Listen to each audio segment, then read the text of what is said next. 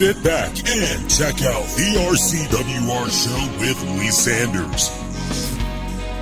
Get fun, in-depth coverage and analysis from the latest in professional wrestling in AEW, WWE, NWA, Impact Wrestling, or the world of entertainment.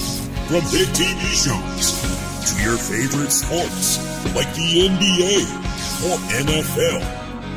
All things music, movies, and beyond, while trying to make sense of this crazy world we live in. All while keeping it honest, insightful, and interactive since 2011. And now your host, live from the nation's capital of Washington, D.C.,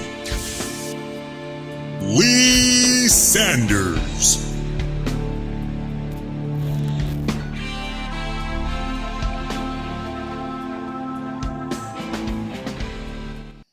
Hey guys, what's going on? Lee Sanders with you all on this Friday night, November 14th, 2025. You guys are checking out a special Friday night edition of the RCWR Show. Yeah, next, what is this? Are we going to do this maybe the next couple of Fridays? I think that might be the plan. I don't know just yet. I know one thing is for certain, and that is Friday, November 21st. So yeah, we definitely are going to be on next Friday for very good reason. In case you haven't seen the social media posts out there, we got the 14th anniversary show that's going to be coming up. Again, Friday night, November 21st. We'll be starting it at 8 p.m. Eastern. We'll be hanging out for a couple of hours. So we'll definitely be on during SmackDown, celebrating 14 years of the RCWR Show with Lee Sanders. So if you are going to be around, want to pop up and say happy anniversary and all that, you'll definitely be able to do so. I'm toying around with the idea of a phone line being open.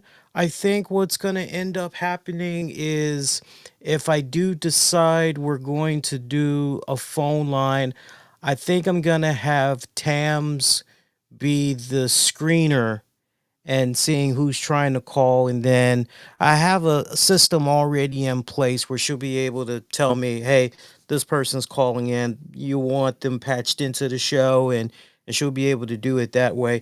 But I want to sit down with her first to see how her schedule is looking. I know she said she definitely was going to be free on Friday, and she definitely wanted to pop up during the stream and say hello to you guys and all of that, shoot the hey and everything for a little bit. But I know primarily I want to try to see if she could just be our phone screener. So more on that as the week progresses. I hope you guys been good since last time I was on the air. We did a short little show, didn't we? We were here Monday night. That was a fast little hour, and I promised you guys that I was going to be coming on tonight, do a bonus show for you guys where we'll go a lot more all over the place. So that's literally what we're doing here. I'm glad we're doing this show too. Definitely. I mean, it's been relatively quiet, wrestling news-wise, entertainment news-wise. It's been relatively quiet. I know one of the big things, and I can't stress this enough, I'm so happy that for those that were affected by this government shutdown, to those that were affected, I'm happy that now they are getting back to a sense of normalcy, because when you have it be a situation where somebody's paycheck is interrupted, and then they got to figure out what they're going to be doing, and it's one thing to go, 1-2 days, but we're talking about 43 days that this shutdown had went into play.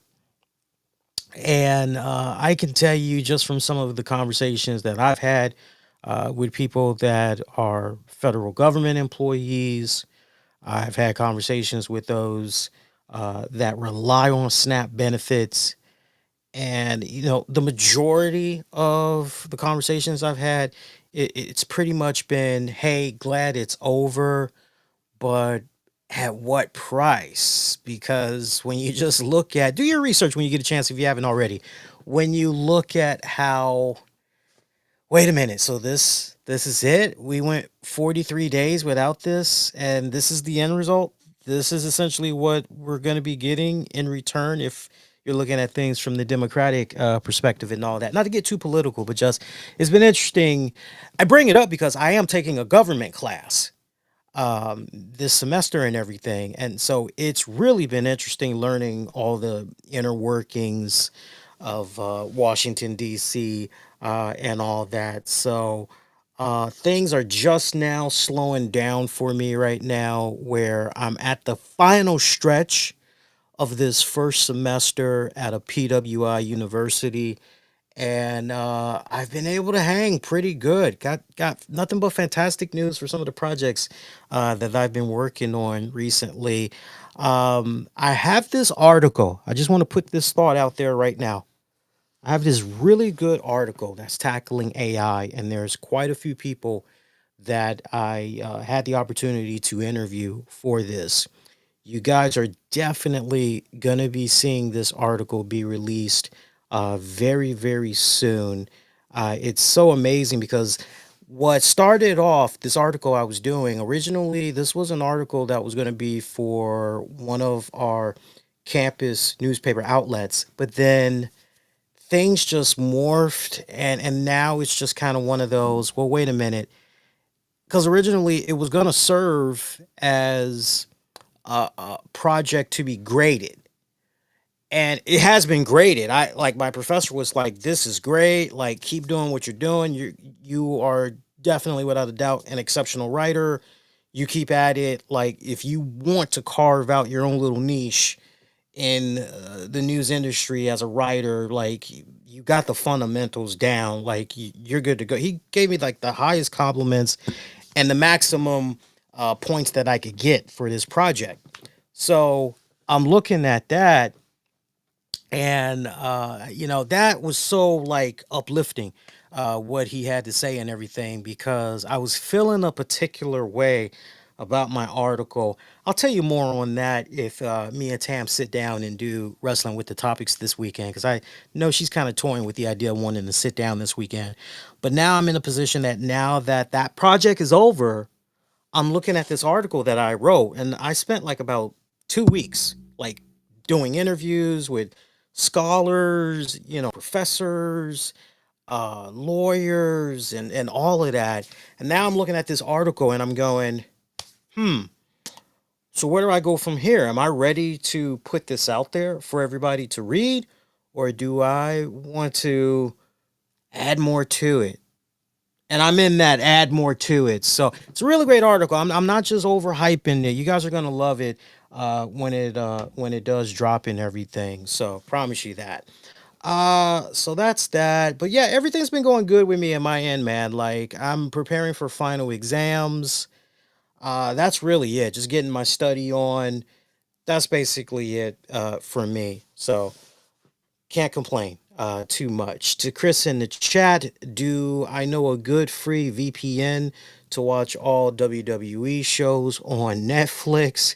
Now, Chris, see, this is where it's kind of, I hate doing this because if it was a case where it was let me phrase it this way. If you would have asked me that question before I started majoring in journalism, I would just flat out tell you, and not even. Now I have to be very careful about certain things I say because I don't know how it can come back to bite me in the behind. Like that's the God's the honest truth. That's not me being a punk, but it's like it's really really weird because the more people that I'm rubbing elbows with, since I've been chatting with some of my academic advisors, fellow classmates, professors. Like it's one of those things where it's like you gotta be, because when I tell them, hey, I do a podcast, like, what do you do exactly? And I tell them what I do, and they're like, and what exactly are you trying to do, in regards to that? And I'm like, oh, well, eventually I'm trying to branch off into being a television news reporter, be a radio producer, host, try to juggle all those things at the same time. And I tell them, how our very own Tony Perkins out here in Washington, D.C., even if you aren't familiar with DC local news, for a good little stretch, he was doing Good Morning America, Tony Perkins. He also was the co host there for the Donnie Simpson show for a good number of years. And once I tell them, what I'm trying to do and everything, they're like, okay, yeah, you're like, you got to tighten up on the language, right? Because I'll even show them a link or whatever. And I've had them say to me, hey, you got good presence. You got, this is good. This is good. Like, you got to watch the language. You got to make sure you're covering, be careful about certain things that you're saying. Like, really? Like, yeah, like, even if it's wrestling related, like, yeah. So, like, if you were to ask me that question, Chris, about VPNs, and I wasn't majoring in journalism, I just would be like, oh yeah, you want to go, like, now I kind of have to walk a fine line, unfortunately. So, but Chris, I mean, dude, if you know how to open up YouTube on your respected device to watch me, then you're tech savvy enough to easily obtain that information online. And now, something that I will say to you, it's not VPN related, but the same philosophy applies. If I'm not sure about something that I'm trying to spend money on, I do my due diligence to research what it is I'm interested in. I try, in this case, Amazon, because I love buying stuff on Amazon. I'm always looking at the amount of reviews that's coming in for that particular item that I'm thinking about getting. Maybe a friend or a family member recommended it to me, or maybe I was just on Amazon and I went down some weird rabbit hole and bam, this item is being suggested to me on Amazon. I'm going to look at the ratings. I'm going to see what the people are saying. I'm going to filter to see what the most recent feedback was for that particular item I'm interested in. Then I'm also going to filter and look at the most critical reviews that has come in for that product. And then, and only then, I'll make a decision on whether or not I'm going to check that out or not. So hopefully that kind of helps you and everybody else out there that are kind of having that little dilemma.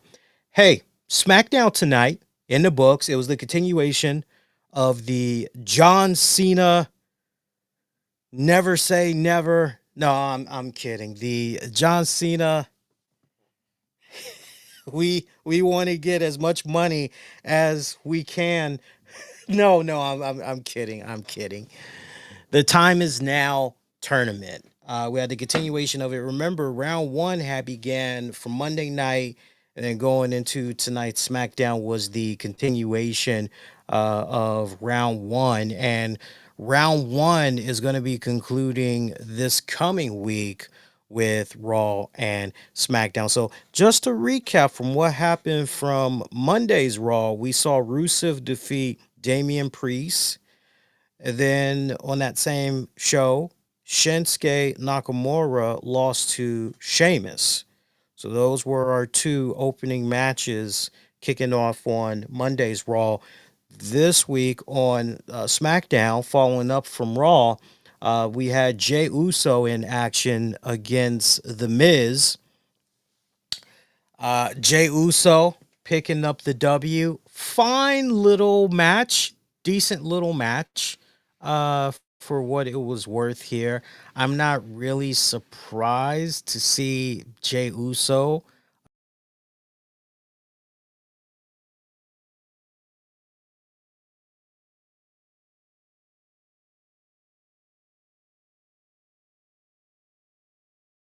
Cena and The Miz. And I mean, it just writes itself so perfectly. Oh, oh, wait a minute. Wait a minute. We kind of lost me there. See if we can bring me back in there. I don't know what's going on. There we go. Y'all lost me for a couple of seconds there. I don't know what that was about. Kind of weird. But anyway, Yeah, decent little match here. With all the history that has come about with John Cena and The Miz, you just would have thought that Miz would have advanced in this one. He has been a little bit ice cold and everything. Just would have made a lot of sense to maybe see him advance, right? Because you could definitely make the argument, not for nothing, but Jay Uso, he really did not need the W here. Like, what the hell? But then you could kind of flip that back and say, well, how would this really have helped The Miz if really at all? And again, if you're a Miz fan, then you're really looking at this from a nostalgia factor. You're really looking at this from a history type of factor. But Jay Uso advancing in this one. Another first round matchup. LA Knight going up against a returning Zack Ryder, aka Matt Cardona. Sadly, LA Knight defeating Zack Ryder. So if you're keeping track at home, I know we're gonna have a lot of people that's gonna be like, wait a minute, didn't Zack Ryder already make his return to WWE? And I would say to you, not to be mean or kind of be a little finagle with my words, but what you saw happen with Matt Cardona, what was it, last month when he appeared on NXT? Well, he appeared in NXT as Matt Cardona. He had his own Matt Cardona theme. The Titantron said Matt Cardona, all that. You can actually find it on YouTube. You can see his entrance and all that. Matter of fact, I remember tweeting out how excited I was when I saw Matt Cardona come out on NXT and everything. And that was officially his return to the WWE umbrella since he left all those years back. So, again, that was Matt Cardona. What we got tonight was Zack Ryder. Updated old radio. Got that little theme song going and everything. It was a nice little updated version. I gotta admit, I liked it. I liked the version that they had played tonight. Was good. Um, I so, so, so wanted for Zack Ryder to win. I was hoping he would win. It sadly did not happen. Um, it sucks. And I immediately put out a tweet and it's been catching fire. I said, before anyone gets upset over seeing Zack Ryder lose to LA Knight, just remember that was Zack Ryder, not Matt Cardona. Because I promise you, if that would have been Matt Cardona, that would have been an entirely different situation. I believe in my heart of hearts, Matt Cardona would have advanced. And shout out to some of the people that's been commenting on that post. Well, it's like Janetti was robbed, for instance. He said, these new wrestling fans will never get this. In regards to the comment I made, he's probably right. Tribal Thief says, yeah, Matt Cardona era was great while it lasted, but now it's time to see Zack Ryder job to low card wrestlers. And I knew this is the type, like, I can only imagine how worse, if it's even getting there. I would like to believe that the majority of Matt Cardona fans are happy to see the guy back in WWE. But if you're an old school, and that's probably like with the more newer Cardona fans and all that. But if you are a older wrestling head fan, in my age bracket, around my age bracket, or maybe older, you're going, well, glad the guy is back. But what exactly does this mean? Seeing him and everything. Are things really going to be on the up and up for this guy and him working with WWE? And that definitely brings us to another interesting question right now, which is, okay, so is Matt Cardona signed with WWE or not? What exactly is going on here? I haven't seen this guy give any interviews or put out any type of a press release stating that he has re-signed with the WWE. But you would just like to believe that with the great relationship that WWE is having with Chelsea Green, which we didn't get a chance to talk about. But congrats to her for being able to ink out a new deal with the WWE. That's going to be seeing her around for a handful of years. So, I mean, that's fantastic. And honestly, I hope as part of all of that, we get to eventually see Chelsea as a women's champion, because I honestly feel in my heart of hearts, just everything. This woman, I'm really proud of her. I'm really proud of her work because she has come a long, long way. I remember seeing a little bit of her stuff on the indies right before I started seeing her regularly in TNA wrestling. And it was about that period, if you guys know your TNA, back when they just dropped the three initials and they were just running around calling themselves Impact Wrestling. And Chelsea was doing the whole shtick with the insane bride and everything. And I remember right before the insane bride gimmick had kicked in, I just remember, and this was back in the days when we were doing an exclusive Thursday night show titled Impact Showdown. The show's been on hiatus, but Impact Showdown, just as it sounds, all we did was talk straight up TNA wrestling.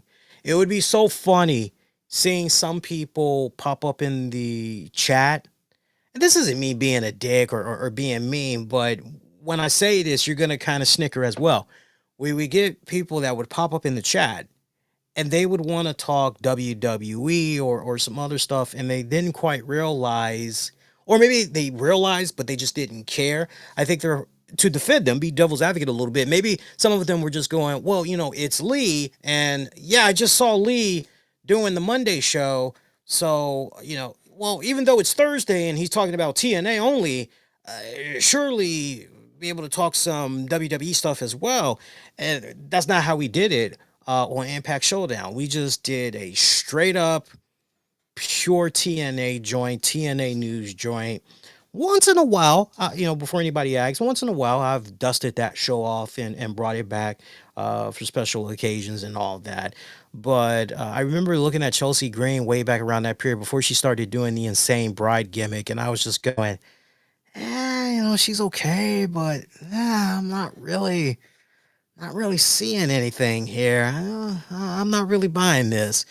Then she started doing the insane bride gimmick, and I go, okay, all right. She's showing me a little. Okay, there's some potential here. Yeah, I can see she's come a long, long, long way. Always improving her game.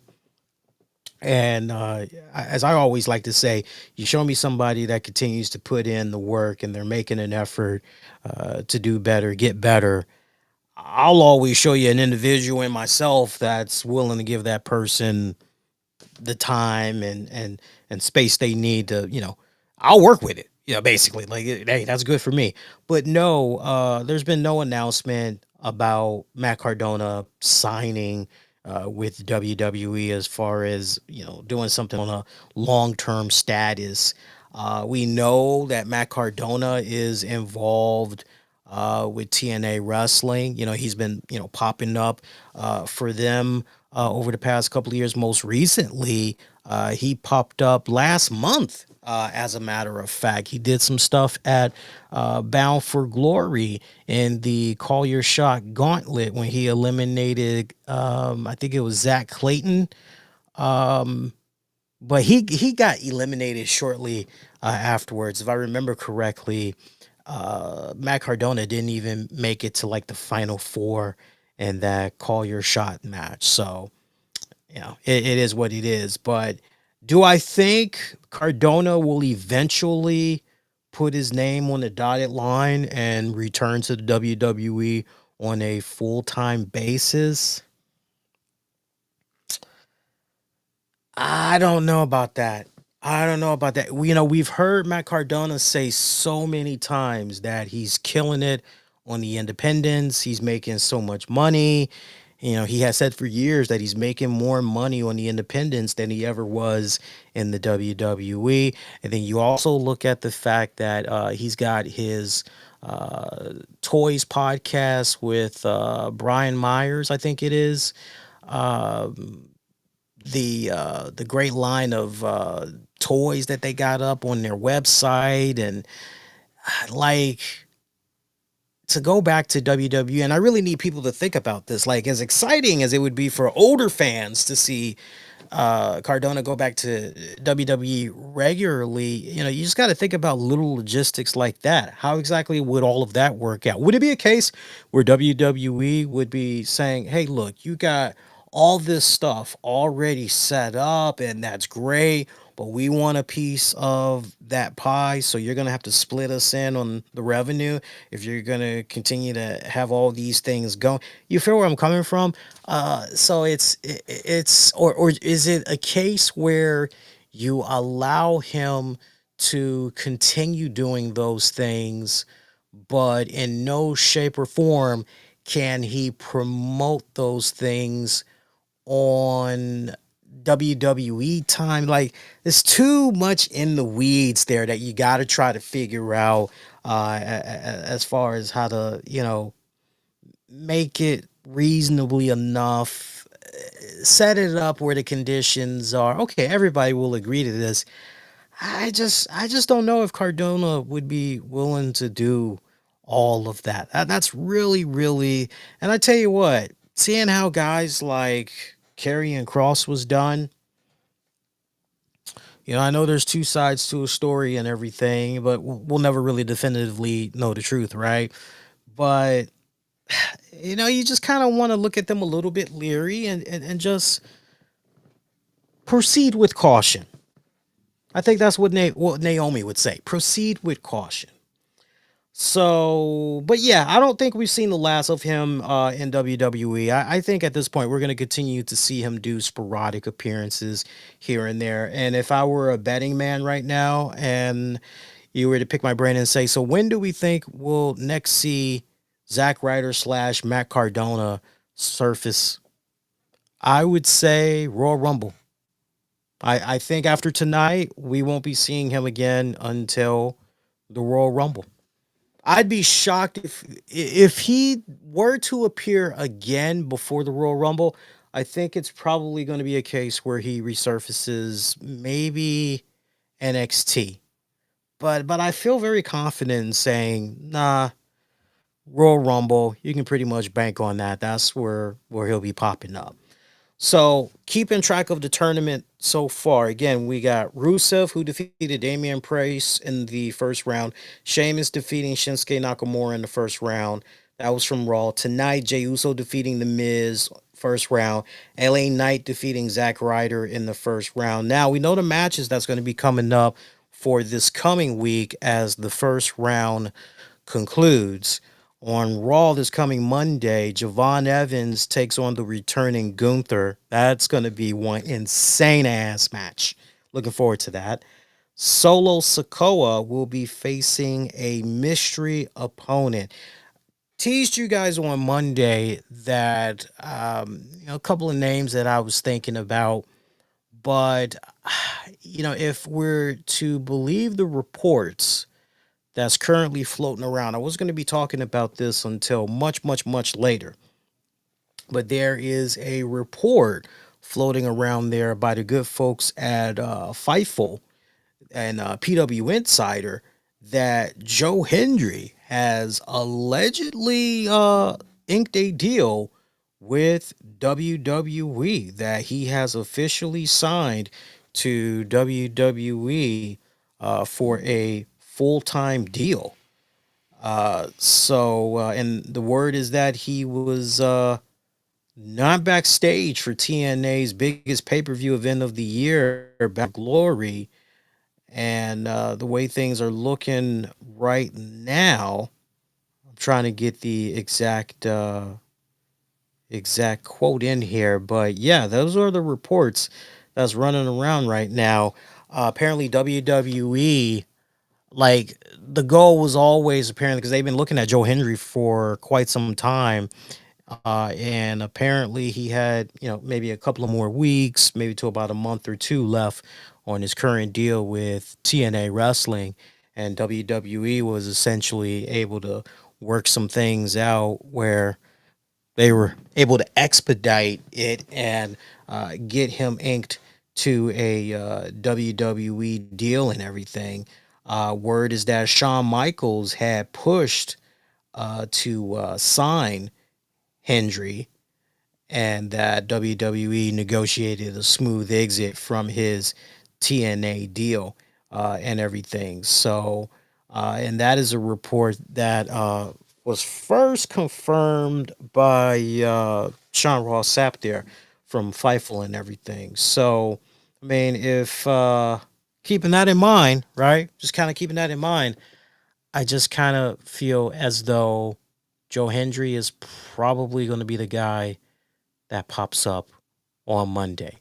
I'm thinking about, like, is there any other name that could possibly pop up that, yo, consider this guy instead? Like, this is the one. No, I really, really feel like Solo's going to be upstaged by Joe Hendry. I really, really do. I really, really do. And we need some surprises right now. We definitely need some surprises right now because as it stands right now, we ain't really got nothing else going on, sadly. Because check this out. Next Friday's SmackDown, Solo Sokoa. Oh, no, no, no. That's actually a Raw match. No, we just talked about Solo Sokoa. Next Friday on SmackDown, there's going to be Carmelo Hayes taking on Bronson Reed, and your other match, Penta, will go up against Finn Balor. So I mean, if you're keeping track here, right? So we got 1, 2, 3, 4, 5, 6, 7, 8, 9, 10, 11, 12, 13, 14, 15. Yeah, so I mean, we really need another surprise right here. I mean, if it's not going to be Joe Hendry, I know a lot of people were like, "Oh man, it's going to be Jericho." I continue to see that too. Like, it's going to be Jericho. It's going to be this person. It's going to be, and I'm just looking at that, and I'm going, I'm having a hard time picturing that. We know it's not going to be Edge, Adam Copeland, because he's off filming a movie and everything, and Dave Meltzer, or rather, maybe his new name should be Dave has Tony Khan calling him in the middle of a show, Meltzer. Look, Meltzer has already said, yo, it's not going to be Adam Copeland because I know Meltzer gets a lot of things incorrect. But if he's saying, look, it ain't going to be him because let's not forget that if Tony Khan wants to get certain information out there to listeners, to AEW fans, he's got gateway access to individuals like a Dave Meltzer to put whatever out there. So this is kind of one of those rare instances where if Meltzer is saying, yo, it's Adam Copeland, nah, it ain't him. Like, okay. If Meltzer is saying it ain't Chris Jericho because his contract's not up until December, the only way, and like, I can't even see a scenario coming about where Tony Khan would even agree to let Chris Jericho out of his contract early. I'm having a hard time seeing that. I really, really am. So if Meltzer is saying it's not even going to be Jericho, those are definitely two names that you can take off. So look, for me, wishful thinking, especially if the guy was more healthier and everything, and I still Hiroshi Tanahashi.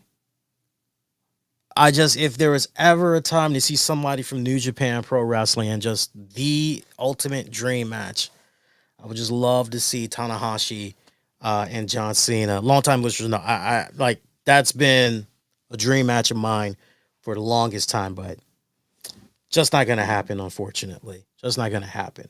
So yeah, so we know about the rest of those matches. That's everything that's gonna be playing out for the next couple of days. Meanwhile, elsewhere on tonight's SmackDown, we had a US title match as Dragunov defended against Axiom. It was actually a really fun match, especially in the final stretch and everything.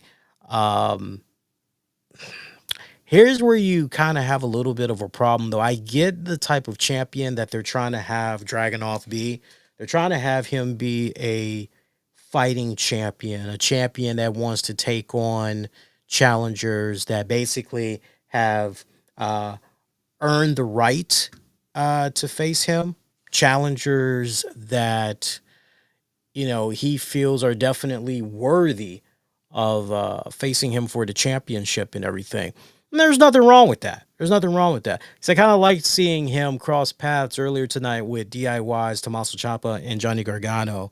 Yeah, and they were trying to jockey themselves to be next in line for a shot, but Dragunov told them off, and so Axiom is the one that gets the opportunity. Here's the problem that you run with that: the crowd kind of didn't care a little bit there, and maybe that ties into a lot of the whole face versus face ordeal. Like, especially if you haven't really, like, Dragunov definitely has more stock than Axiom does. Axiom is still on that proving ground. Now, to push back on what I just said a little bit, because two things can be said that's true. Well, not for nothing, but with Axiom and the opportunity that he was positioned in and the way this match was set up, you definitely walked away from it having even more respect for Axiom. If you're a fan that was kind of looking at Axiom a little sideways, going, I'm not really sure about this guy right now, you definitely walked away from this match going, all right, well, this guy seems pretty tough. And he was able to hang in there really damn good with Dragunov. Okay, I want to see a little bit more of this guy. So, but you always run that risk as a wrestling promoter when you have two baby faces going at it, especially when they really aren't that established enough. I mean, Dragunov, he's kind of almost picking up where he left off before his injury, but his in-ring work is basically speaking for itself. And then when you've had Axiom that's just kind of been floating there on the main roster a little bit, yeah, and I can't believe I'm going to say this. It's bad though if you can't remember if they were even tag champions for a little bit on the SmackDown roster, because if it was, it's just a faded memory, right? Like, you really can't. Like, damn, like, who did they defend the tag titles against if they were, SmackDown tag champs or whatever? Like, it's one of those type of deals. But decent match for what it was worth. Definitely picked up, I would say, towards the middle more. Definitely going towards the end of the match. Meanwhile, you would have swore that the segment that they did tonight was a Vince McMahon nod, because R-Truth was backstage and he wanted for Nick Aldis to touch his balls. I'm talking about, his little lottery balls. And he wanted for Nick Aldis to take these balls and put them in the tumbler for the Cena tournament. And Aldis was very hesitant to touch those balls. Didn't want to have anything to do with R-Truth's balls. But finally, he snatched the balls away from R-Truth, who told him he needed to be more careful, be tender. Chelsea Green comes over and she's whining about not getting her celebration, and she demands that she get a celebration for next week now that she's a two-belt champion and everything. Aldis obliges and tells her, hey, just do me a solid, hold these for me. And he places the balls in her hands, to which she looks at Alba Fire and says, whose balls are these? I mean, this was just one of those cue up the Matt Cardona gifts. And I mean, last week we had Chelsea Green. I've never been creamed on this hard in my life. And now this week we've got it just screams Vince McMahon. I'm just picturing somewhere Vince McMahon is just I just we got the crude humor that's going on here. Crude humor at its finest. Yeah. Gotta love that crude humor. I just feel we're better than that, but whatever, man. Whatever. I personally didn't care for it, but if it kind of gave you guys a chuckle, more power to you. Meanwhile, Sami Zayn is back. Yeah.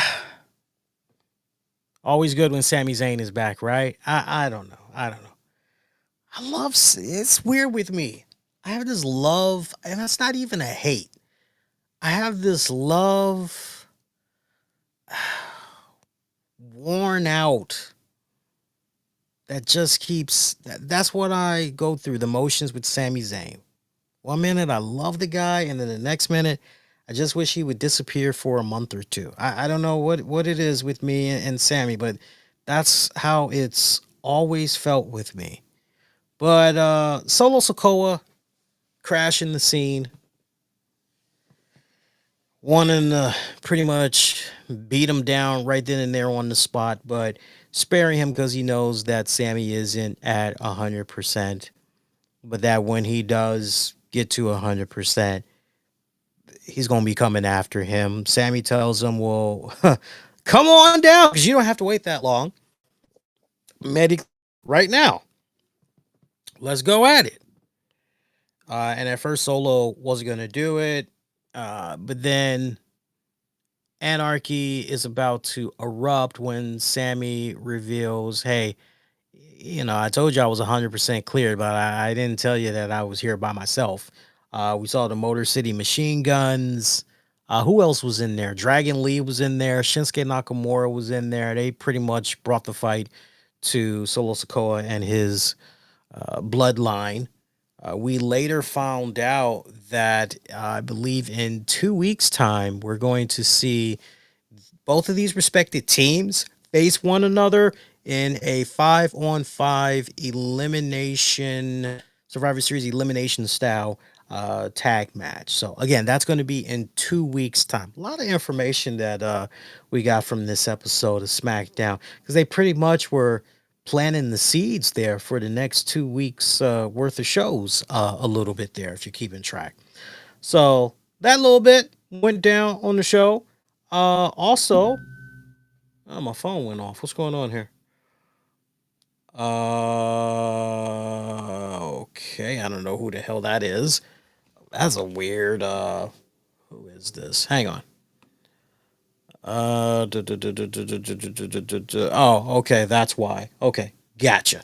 What else did we have go down on SmackDown tonight? Going through my notes here. Jade Cargill, pretty much a squash match against B-Fab.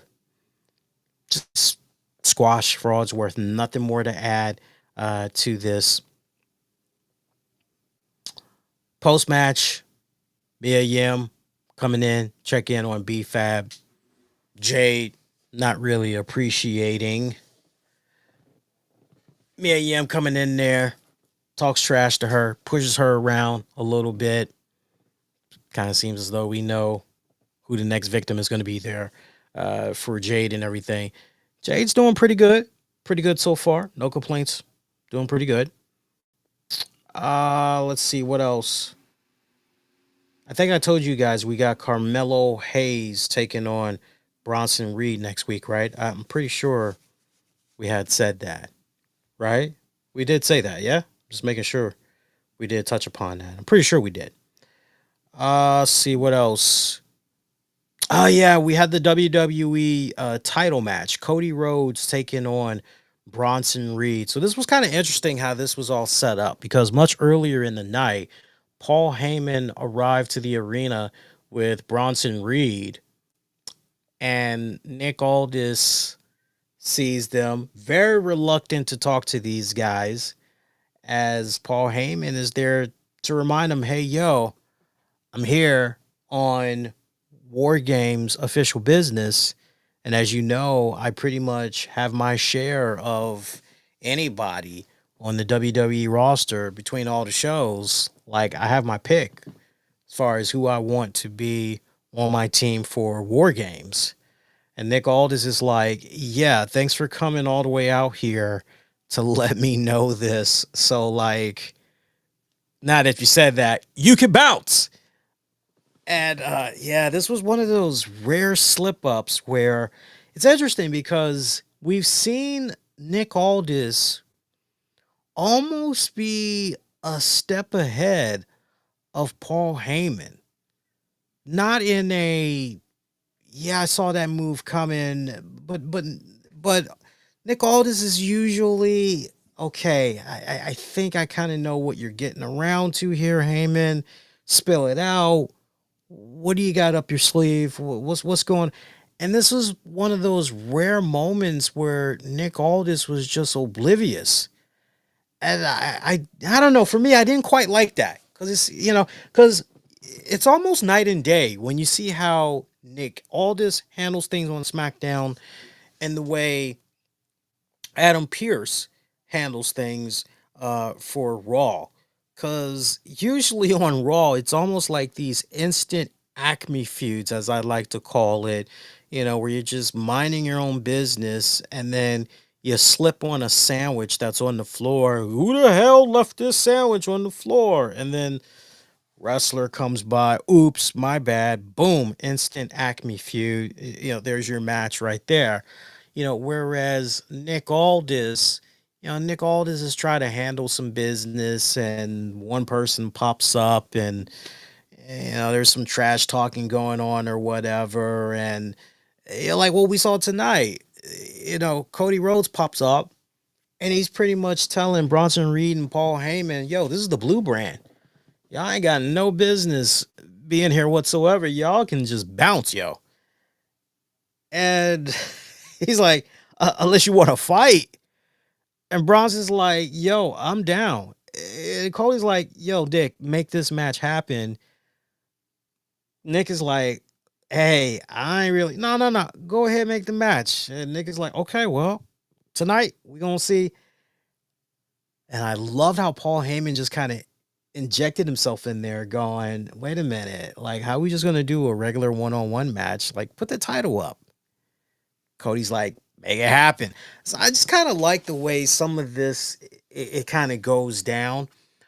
But this was one of those instances where, damn, now you know what? You know what? Hang on a second. Now that I'm kind of playing it back in my head a little bit, the way that Nick Aldis was positioned, I take that back. I actually like the way this was set up because look, if Cody would have never popped up, it's safe to say, because like we've seen enough content now of Nick Aldis' character in this role, where he probably would have been able to at least, say to Paul Heyman, dude, what's up your sleeve? Like seriously, what's going on here?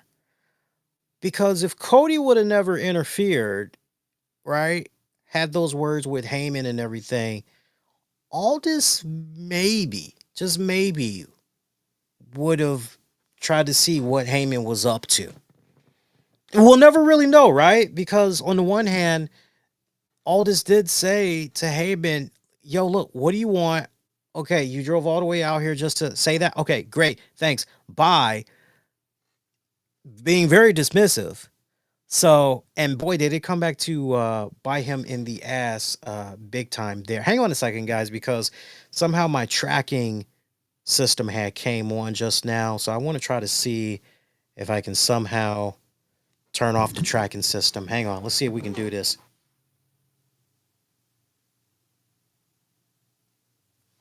And it came right back on. That's weird. Let's try it again. There we go. Now we fixed it. Good. It came back to bite him in the ass too. So go to that main event match, final moments of that. And that was the very, very short ass match. Like seriously. That pretty much had ended in a DQ as final moments of this one.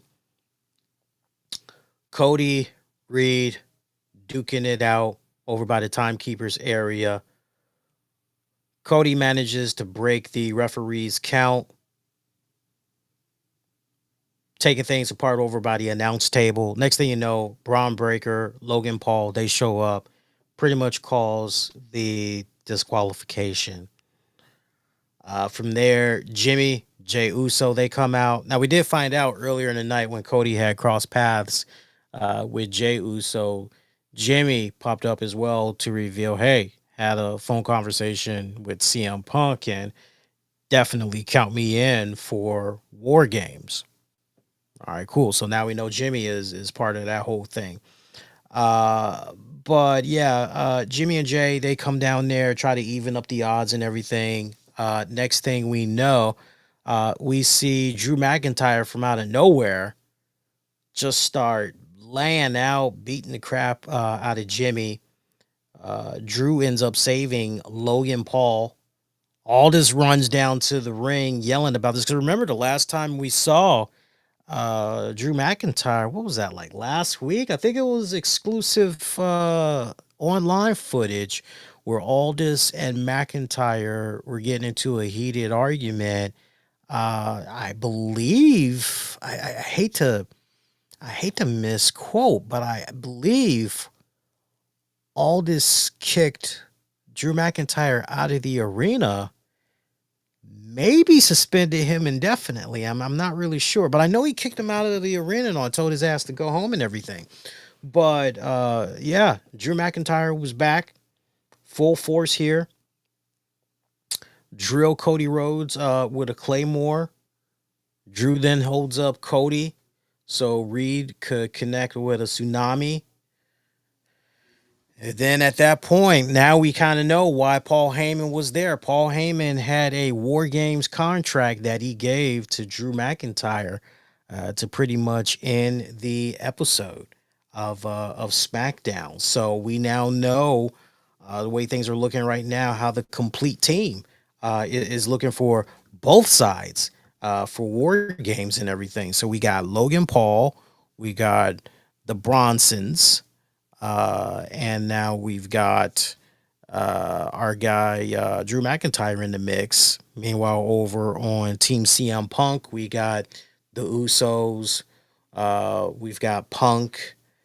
And, oh, wow, I am blanking out on the fourth guy. Who's the fourth guy there for CM Punk? Oh, Cody Rhodes. Yeah. Damn, I can't believe I like almost blinked out on that. It's Cody Rhodes, the way it's looking right now. So that could change, but safe to say that Cody Rhodes is going to continue to stay in there. I see that you guys are getting occasional little glitches with the stream. I'm going to try to see if I can maybe close down an additional window or two in a hot second. That might help a little bit. So look, the quarterfinals for that John Cena tournament.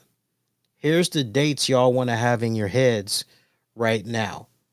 So we just told you guys about November 17th and November 21st. Basically, this coming week's Raw and SmackDown. Here's how the quarterfinals are looking, those particular dates.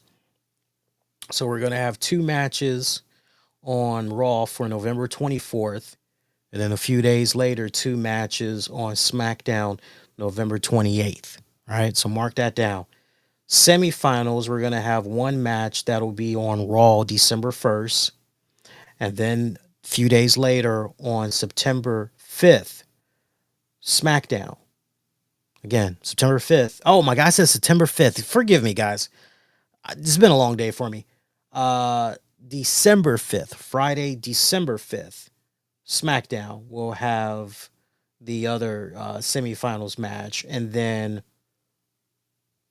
a couple of days later on Monday Night Raw, December 8th, that'll be your finals. And the winner of that will go face John Cena at that weekend's Saturday night's main event. So that is how all of that is mapping out. But in regards to SmackDown tonight, oh, let me put it to you this way. I won't say I was bored out of my mind, but what I will say is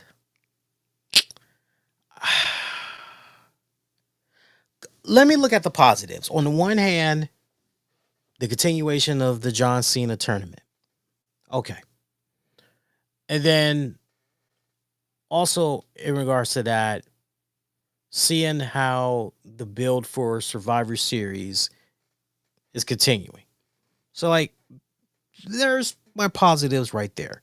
Jade Cargill really coming into her own now as the women's champion. That's great. Dragunov putting in another pretty solid title defense there. But I mean, beyond that, everything else was just filler for me personally. My attention span, I felt as though I was struggling with this episode quite a bit. Oh, yeah. Let's not also forget some of the progress that was made with the women's War Games match as well. We saw Charlotte, Rhea Ripley, Io. Who was the other one? Alexa, Charlotte, Io, Rhea. Charlotte basically said to Alexa, hey, look, I still feel a particular way towards Rhea Ripley. I just don't see how I can even work with this person. I don't see how I could be on the same team with this person. And she pretty much tells Rhea, look, I know you don't like me. I don't like you. I don't trust you. And for the first time, we heard Charlotte Flair say to Alexa Bliss, hey, I trust you. I consider you a friend. It's like, if you want to do this, like, that's fine, but you're going to have to do it without me because I don't want any part of this whatsoever.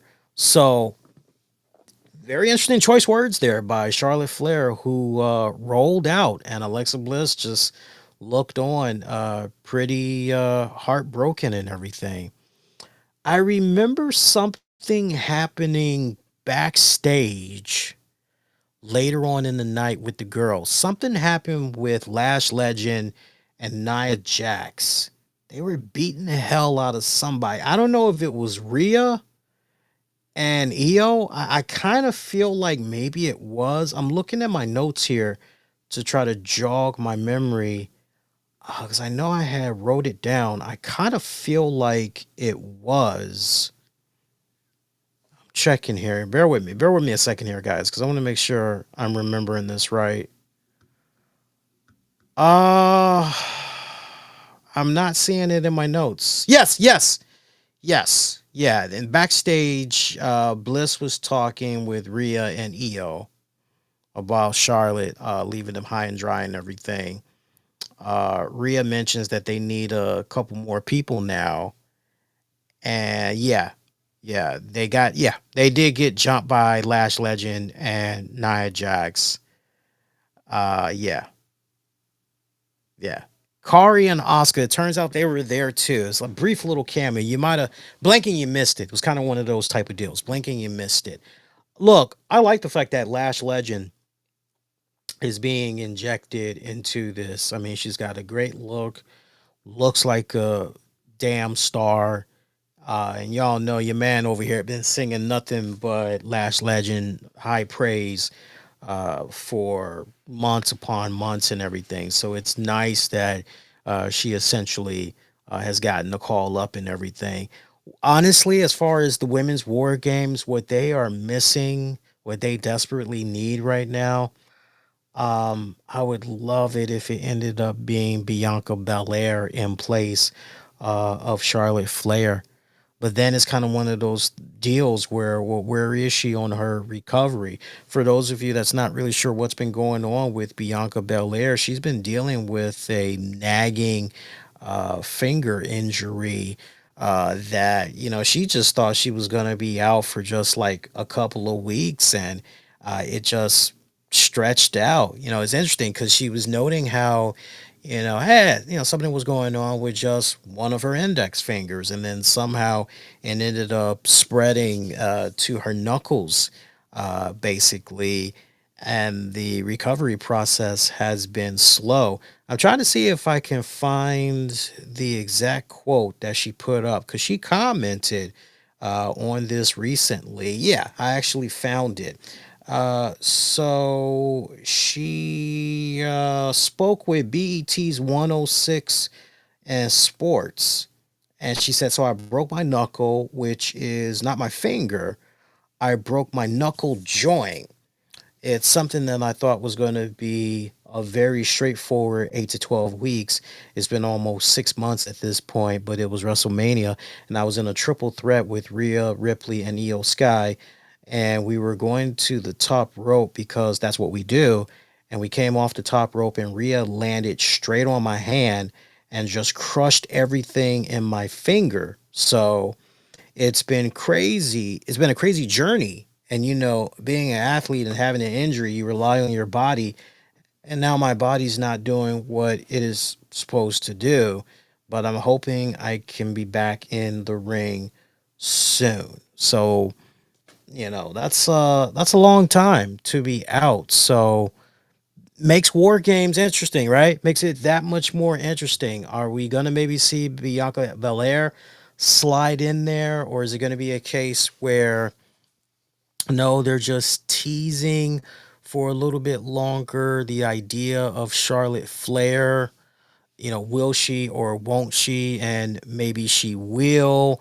And then ultimately, but still, even if she does commit to war games, can she truly be on the same side? Will she function properly while being on the same team with Rhea Ripley, or will a hothead Charlotte Flair just kind of go, yeah, nah, miss me with that, and leave her team high and dry? Could she be a detriment to the War Games team? We got a couple of more weeks to see how all that is going to pan out and everything. I do miss me some Bianca Belair, though. I do miss me some Bianca. So hopefully she comes back a lot sooner rather than later, because I personally would love to see her. Like, even if you don't insert Bianca into War Games, if you maybe want to insert Bianca in a feud with Jade Cargill and really helping Jade get to that next level, I would totally be down with that as well. But that was SmackDown. No polls for SmackDown. By the way, shout out to Braun Strowman and his new show. Braun Strowman eats everywhere, eats everything, whatever the hell the name of the show is. They're doing really good numbers. Really good numbers. I mean, like, his numbers are so good. I think it might have beat an episode of AEW Dynamite. Like, that's how good his numbers has been for the past couple of shows that's been out there. I know he did one show that was out here in Washington D.C. I actually got to go back and watch the episode in question, because like some of the places, um if he ate, I mean, we got so many good places out here in Washington D.C. I'm not just bragging. I'm preaching the gospel, and we got some really good places that's out here in DC. I can't think of the name. Actually, I think his name is coming back to me right now. Um, oh my God, there was a social media influencer that was recently out here, and he ate some really good fried chicken, mumbo sauce, fried rice, and all that. Oh my God, is it Keith Lee? I think it's Keith Lee, not the AEW wrestler. Like, it's a food social media influencer slash critic. Keith Lee, I think, is the young guy's name. I love the dude.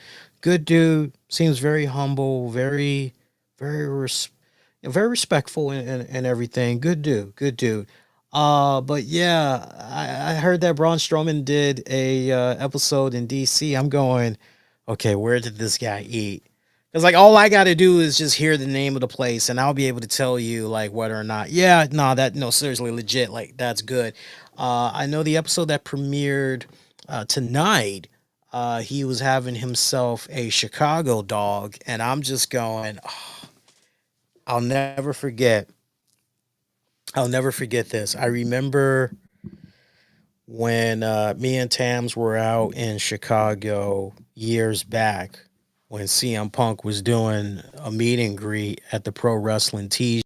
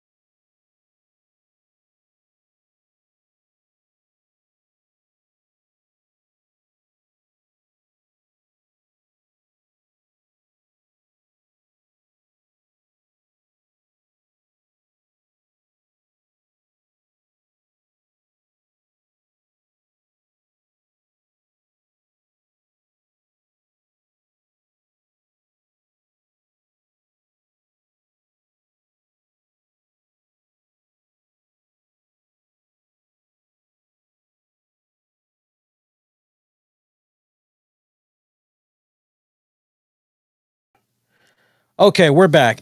That was weird. We had a weird internet connection. It wasn't me. I did nothing wrong, but we had a weird internet connection. Well, thank you, Google. I appreciate that. Yeah, not me. I did nothing wrong. We just had a weird internet connection. And I actually was on other devices trying to see. So something was going on in the area just now. I don't know, man. It seems like once every week we get a weird issue with Xfinity. And then, but usually when the internet is down, like I tell you, the thing I love the most about Xfinity, they go, "Hey, we're actually doing some work in your area, and we estimate that our work isn't going to be done until blah blah blah blah blah blah blah blah blah. So you may be experiencing some outages, for the time being." And it was interesting because I've got my tablet, I've got a bonus computer, and my phone, and like everything is connected to my home internet. So soon as the stream went down for a little bit, I'm going on all these devices trying to see, okay, is it an internet thing or is it a software thing? And it was an internet thing. But no, we're back, so that's good. Where were we? Oh, I was telling you guys the hot dog story. Yeah. So we were in Chicago some years back, and I grew up on Chicago hot dogs. So I said to the wifey, I said, yeah, let's go do some lunch. And, I said, let's do something special. It's like, let's do a Chicago hot dog. And she's like, well, what does that consist of? And I was like, just wait. Like, you'll see, you'll see. And boy, I remember when we got served those Chicago hot dogs, and I'm biting into it. And I say to her, isn't this good? Isn't this so good? And she's like, Yeah, it's okay, but it's not Nathan's. She's big on Nathan's hot dogs. I'm like, and I just looked at her, and it's a running gag that we've had going like to this very day, because I don't mind the Vienna hot dogs. I think the Vienna hot dogs are awesome. I think they're better than Nathan's, but she's like, no, no, no. Nathan's is better. Sometimes when me and her talk about certain foods, we're kind of like those two hitmen. I can't think of the movie, but those two hitmen that are just going over who's got the best hot dogs, who's got the best hamburger meat, which restaurant is the best for. I don't know if that was like a Reservoir Dogs type of thing or what. The movie title, I don't know what it was. But to see that Braun Strowman was eating Chicago dogs, I'm just going, heck yeah, that's how you do it. All right, some other little bit of news that we can get into. Hey, for my WWE Supercard fans, if it's been a little while since you last played WWE Supercard, now's a good time to get back into it. They just celebrated their 12th anniversary recently as they got a new patch that's out, new game update, and they've got a ton of new game modes that's available right now. One of them is Super Showdown, where you can go in there and you can basically they give you X amount of tokens that you can get. I think you can pull some off the draft board, but with these tokens, you can go into the Showdown mode and you can earn yourself some packs where you have a chance of getting some really cool micro buddy themed cards. You can also get the prize theme card that's available in there. You can It's really cool. So you got that game mode, and then you've got Crack the Case, where basically you're trying to guess a series of numbers. You only get 4 attempts to get the numbers right. It's another way that you can get yourself some really cool cards. I'm trying to think. Oh, they got leagues. Leagues. That's the new mode, leagues. So it looks like the way that they have done leagues, leagues has basically replaced PvP. Remember when you used to go into PvP and then you would get War, World Rumble, Women's Royal Rumble, Elimination Chamber, Women's Elimination Chamber, and Survivor Series and all that? Well, now all of that, you still get that, but now it's under leagues. And the way that they are doing this, X amount of points will put you in an opportunity where you can possibly obtain the league card reward. So it's kind of interesting. It's kind of interesting how they got that set up. So they've got some interesting new game modes that's in there. Of course, they've introduced not one, not two, not even three, but basically one, two, three. I think they've got four, maybe four new rarities: Adventurer, Ignition, Void. I'm trying to think what the other one is. If you bear with me a second, I can actually tell you because I'm looking at my roster right now. I'm gonna go into backstage and see the new cards in question. Yeah, so we got Void, Ignition, Prize, if you want to count that technically, but not really. So it's either three or four new modes, rarity modes that they got there. So they've done a lot. Like there's so much that's in there now that it's kind of one of those. Okay, do you play this mode or do you?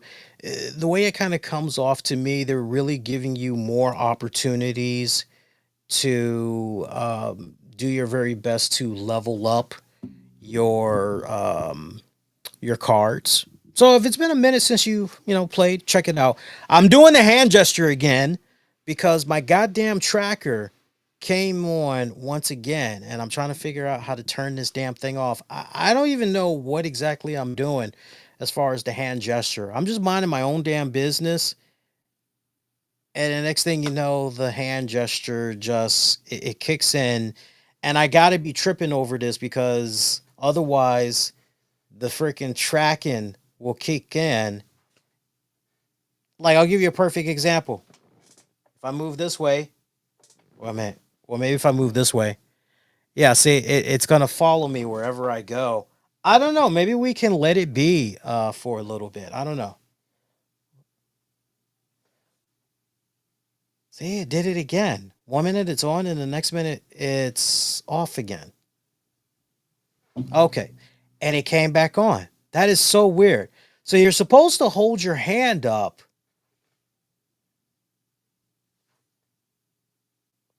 That's weird. That's weird. Well, what if I go like this? Hang on. Let's see this again. Okay, so the power to the people fist, that's not going to do it. Okay, that worked that time. That was weird. That worked that time. I guess I got to keep my hands under the desk. Yeah, that's going to be really really hard for me to do. I don't know. Maybe if I mess with a Rubik's cube or something, that might do the trick. So yeah, so that's WWE Supercard. So check that out when you guys get an opportunity, and then some other stuff that we can get into here on the show. Let's talk a little bit about some of this stuff that's going on with Tegan Knox. It's not good seeing this stuff that's floating online about Tegan Knox. I don't know if you guys had heard about this. Of course, she is now going under the ring name uh, Nixon Newell. Remember, but I'm gonna refer to her as Tegan Knox because like everybody kind of knows that a little bit better. So they have her and Miranda Alizi, I believe that's how you pronounce their last name. They've been the talk of the town in the wrestling community the past several days due to accusations stemming from what should have been a second match in AEW for this respected tag team. And the girls have responded to the accusations in an attempt to clear up what they believe is misinformation that's been put out there and everything. So let's give you guys a little bit of clarity here, some context, because it is important. So Noel and Alizi, they made their AEW debuts on Collision, end of October. It's like the final show. I don't know if it was Dynamite Collision, but one of those shows, final month of October, losing match to Megan Bain and Marina Shafir. And apparently, Tony Khan was quite impressed, as well as a few of the other people that were in Tony's camp. So much so, they were brought back for a second match. And they were supposed to do something at last Friday's Collision, it looks like. However, the match didn't happen as the unsigned pair were replaced by Hyan and Maya World. So that, of course, sparked some reports. Some folks wondering, hey, what's going on with these girls? Are they okay? Was there an emergency or something? What happened? So somehow you got some reports that ended up floating online saying that the change happened at the last minute due to Noel and Aliza refusing to lose. There were also claims that the tag team was disappointed with how much time the match had been allowed. You got rumors swirling that, all this combined, it just made them really look bad. So they took to Twitch a couple of days ago, trying to clear things out and everything. And I'm trying to see if I can pull up what was said here. How first of all, how long is this? Oh, it's only 2 minutes. Okay, we can play that. That's a 2 minute clip, and then there's a part two. How long is? Oh my God, 5 minutes. Oh God, I don't know if I really want to do 5 minutes. I tell you what, do we have a transcript? If we have a transcript, oh perfect. We have a transcript, so we don't even have to, because apparently it's them playing video games and then they're talking about it. I'm not interested in doing all that. So apparently they claim they weren't told who their opponents would be that night until very late in the day, and that when they were informed of the plan, they were told their match would only be 3 minutes long. We were polite, we were respectful. We called our producer over and we said, hey, I don't think 3 minutes are going to benefit either of us, not just us, but everyone in the tag team. This is what Newell explained on Twitch. There was never bad blood. We spoke to everyone involved. It wasn't a F you, we're leaving at all. We spoke to a lot of people about this, and they were all in agreement of like, hey, 3 minutes is not good for anyone. Newell added that after the polite conversations with all involved, she and Alizé were told they're welcome to leave. And in the interest of giving those working space and having nothing else to do on the show, she and Alizé left, noting they didn't storm out as rumors suggested. So as you would imagine, even after trying to clear the air here, you still have some people that are being doubters and all that, and rightfully so.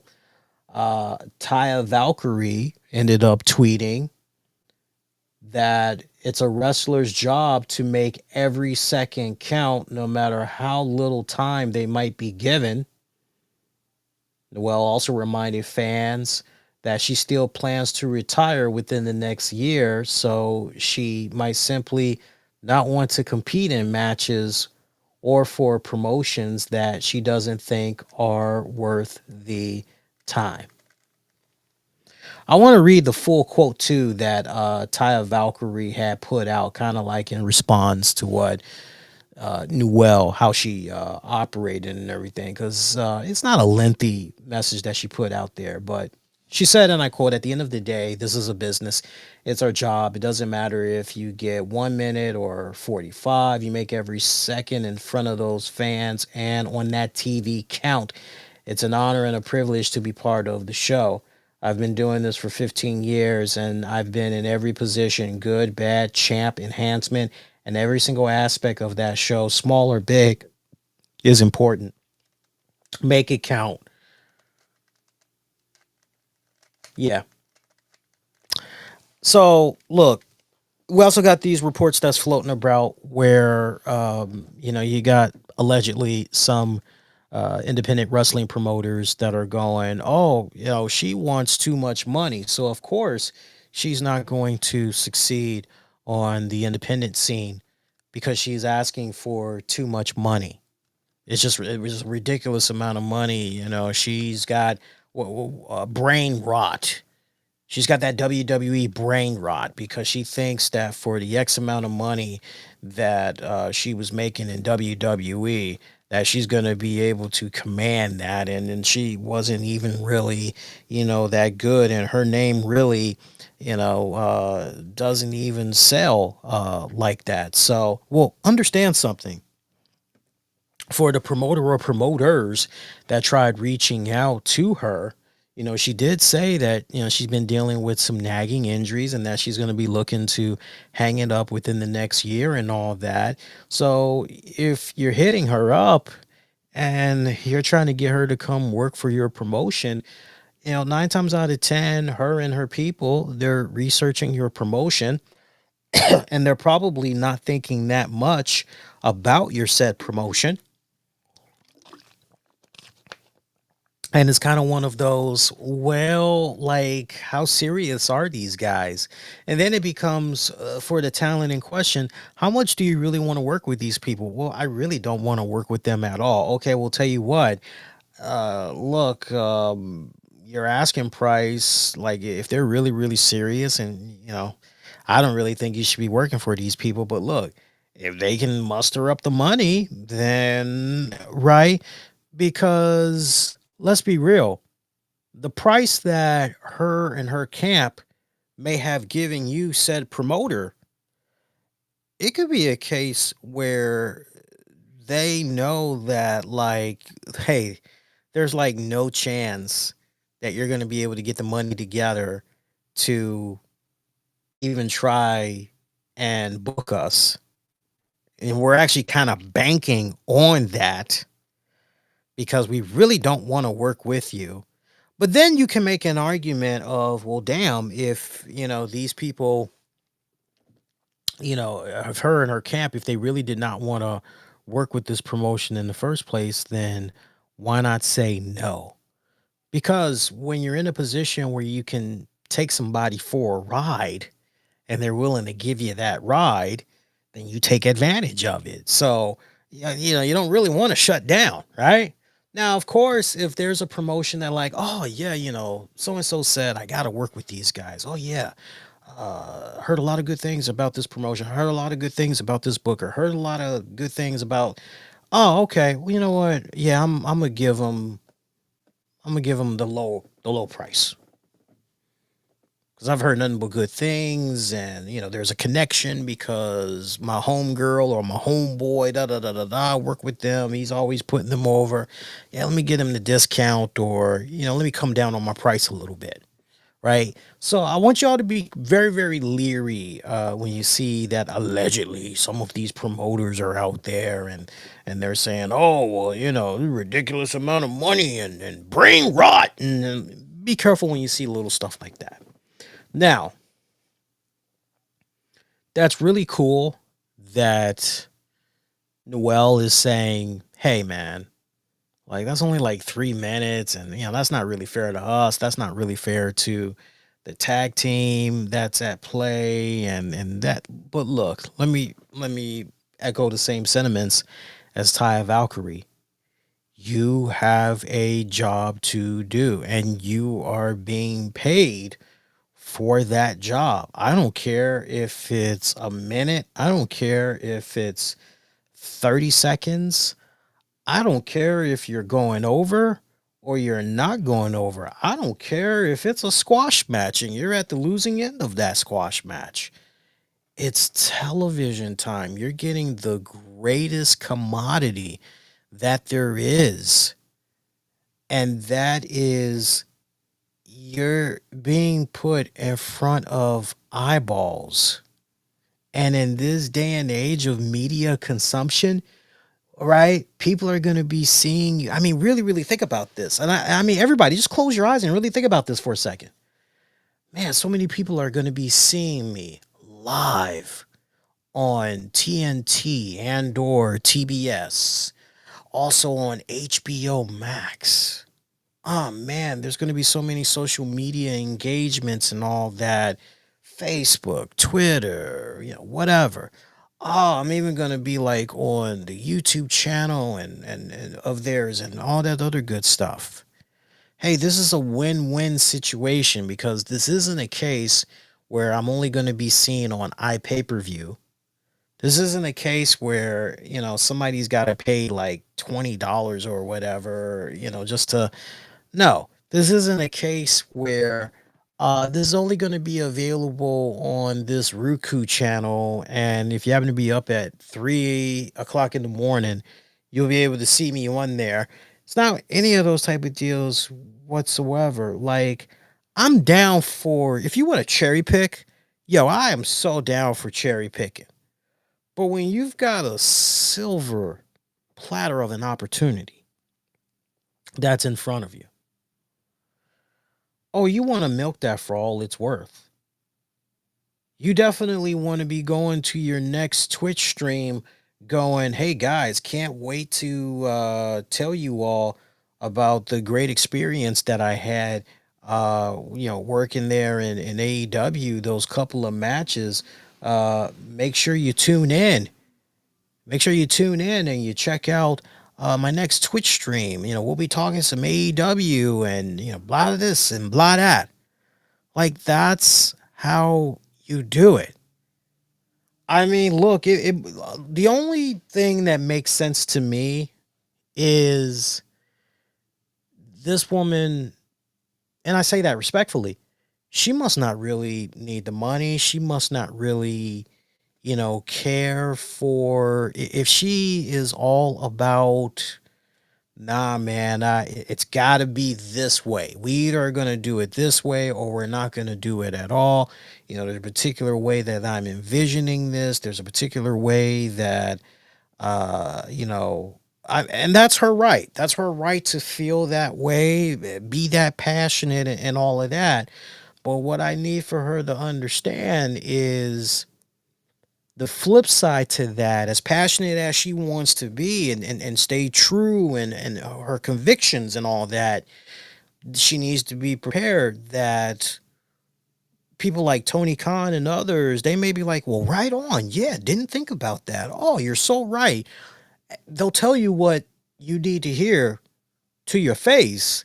But as soon as you are no longer within presence, yeah, let's not work with them again. Let's not bring them back. Let's not, yeah, like, no.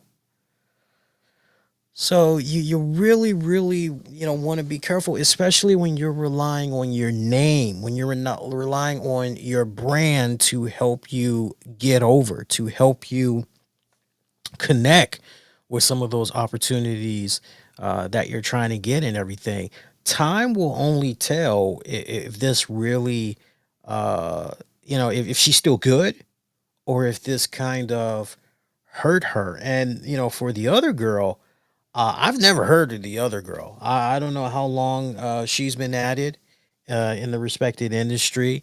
Definitely not a face I've seen on TV in previous years. So I don't know if it's kind of one of those things where she's just, going with the flow or monkey see, monkey do. I don't know what the hell's going on with that.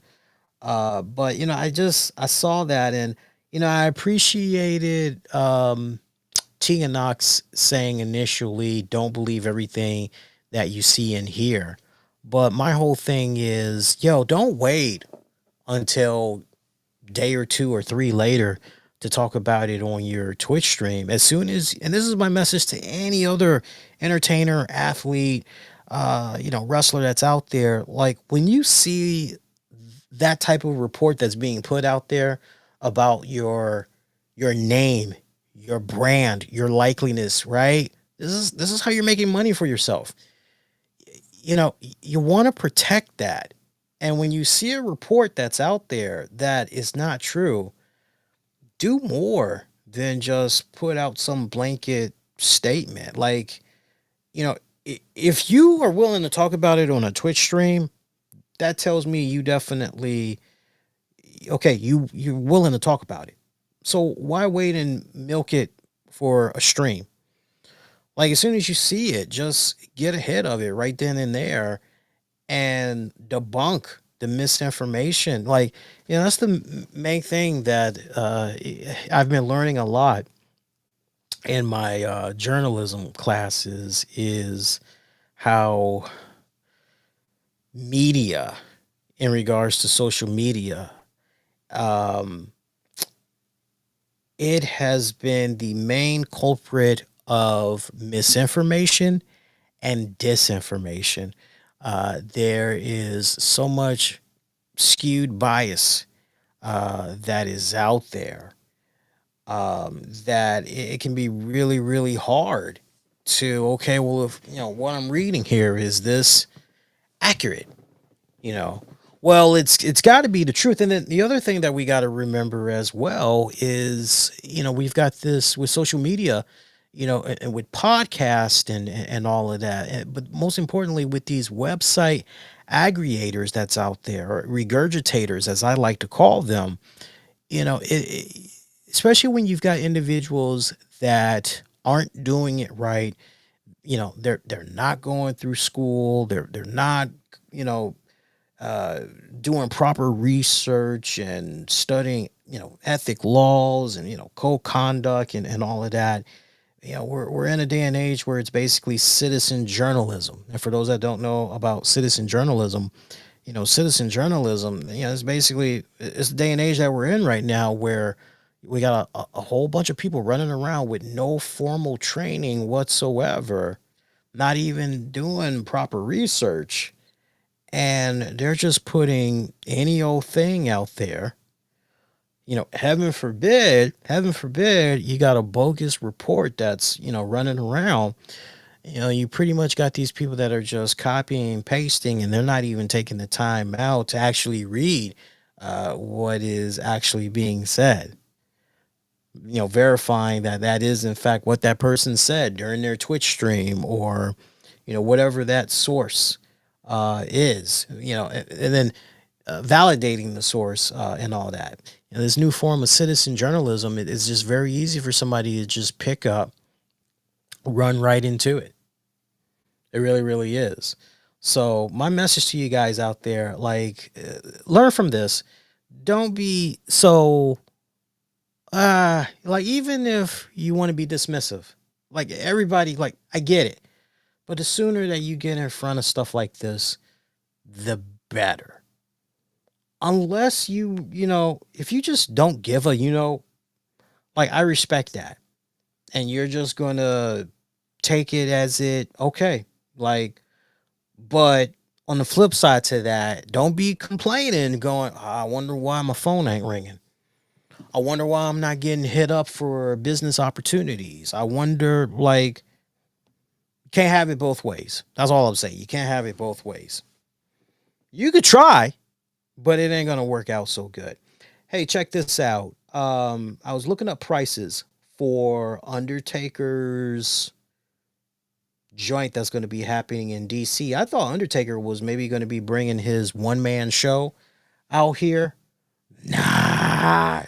Apparently Undertaker is going to be doing a special filming of his podcast, it looks like. I'm trying to see if I can find that information. I think I might have put it on my phone here. The prices for this are freaking ridiculous too, man. All right, so Undertaker is going to be doing his 6 Feet Under podcast live at the Howard Theater. Doors open at 6:30 p.m. Show opens at 8 p.m. Check this out. Oh, and by the way, for my people in the DC, Maryland, Virginia area, this will be at 620 T Street Northwest, Washington, DC, 20001. Tickets go on sale Wednesday, November 19th. General admission, $124. So basically $100 plus a $24 fee. First come, first served. Seating behind the premier floor row seat section. And then check this out. The premier floor row seat, get this, $382. That's $350 plus $32. You got the premier balcony row seat, $63. That's basically $50 plus a $13 fee. First come, first serve seating at the front of the balcony. Then you got the balcony bar seat, $63. That's $50 plus $13. Premier floor booth for 4. That's $90. $75 plus $15 fee.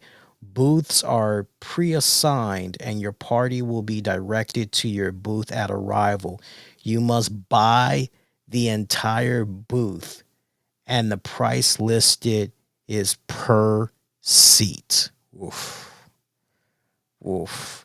And then you've got the premier balcony for 6, which is $90. That's $75 plus $15. So, I mean, they are really, really, really, really milking the hell out of this. Not good prices. Not good. Not good. Not good. And then just to know that, okay, yeah, it's a podcast. So basically, we're going to have to put up with probably Michelle McCool during that. Nah, man, you can miss me with all that. I'm good. I'm good. Now, see, if it was the Undertaker one man show, you might be good. You might be good. But I'll tell you what, depending on how well my predictions, depending on how well this event goes in DC, this will determine whether or not in the near future there'll be a Undertaker one man show. I can definitely promise you that. I'm hoping that it's a success. I really, really do, because I know that for a lot of wrestling fans out here, I've had my fair share of speaking with quite a few of them. They really want a Undertaker one man show. They really, really do. So, we'll keep the fingers crossed and hope for the best and everything. Hey, shout out to Kevin Nash. I want to make you guys aware of this. There is this bogus flyer that's running around, and Kevin Nash was very quick to point this out. So it is from a company. Hang on. And they're in the mix of doing this right now. So there's a little wrestling event called Wrestling for Heroes Big Wrestling Convention. This is out in Pryor, Oklahoma. They're calling it a massive wrestling convention this weekend.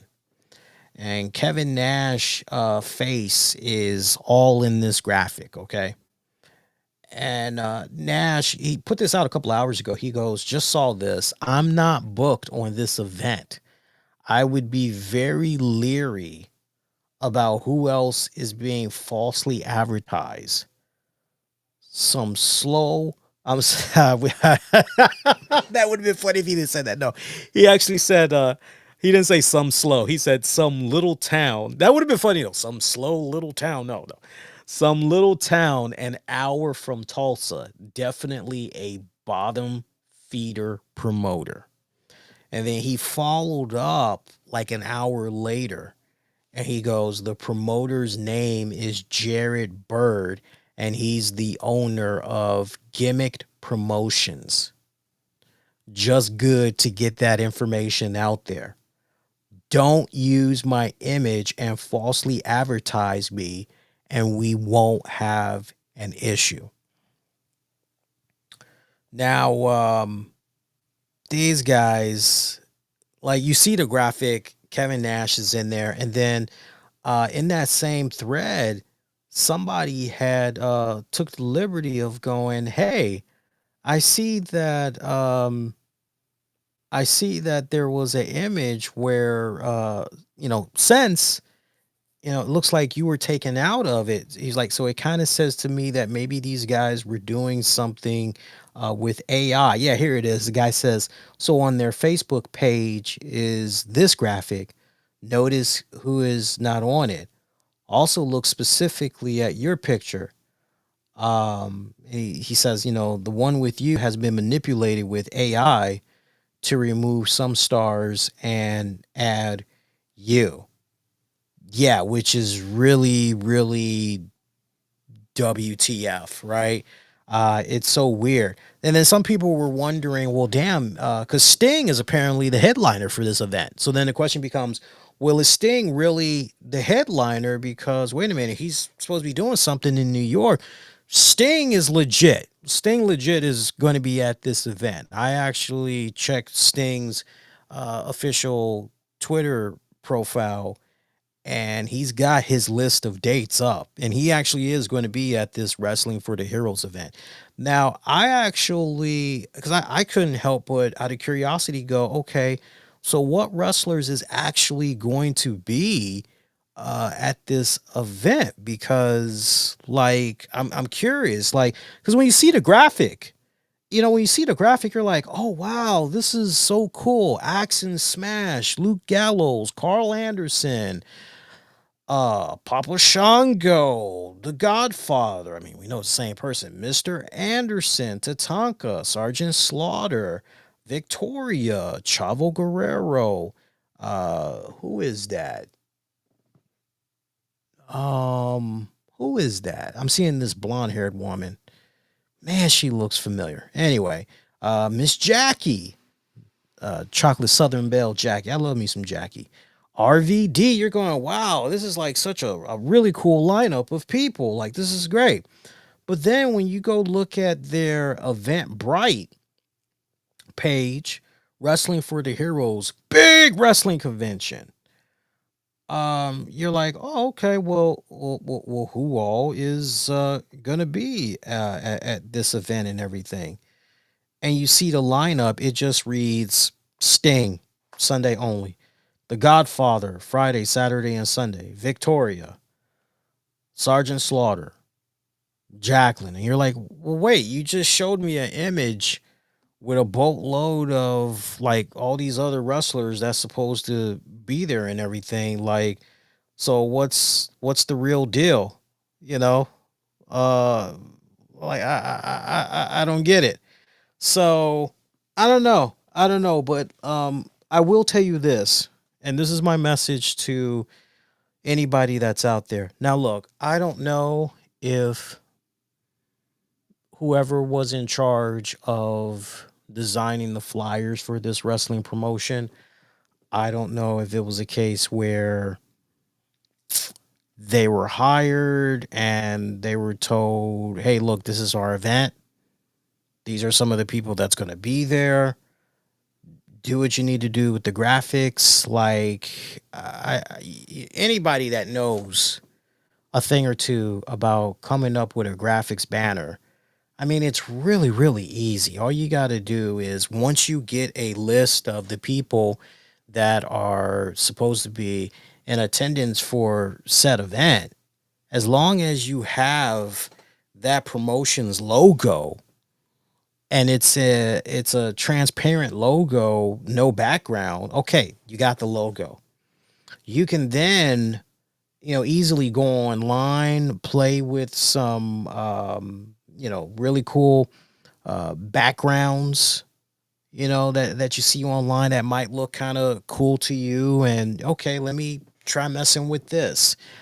It's very easy to find renders of the wrestlers as well. And then hell, not for nothing, you can find those wrestlers renders transparent, PNGs, no backgrounds.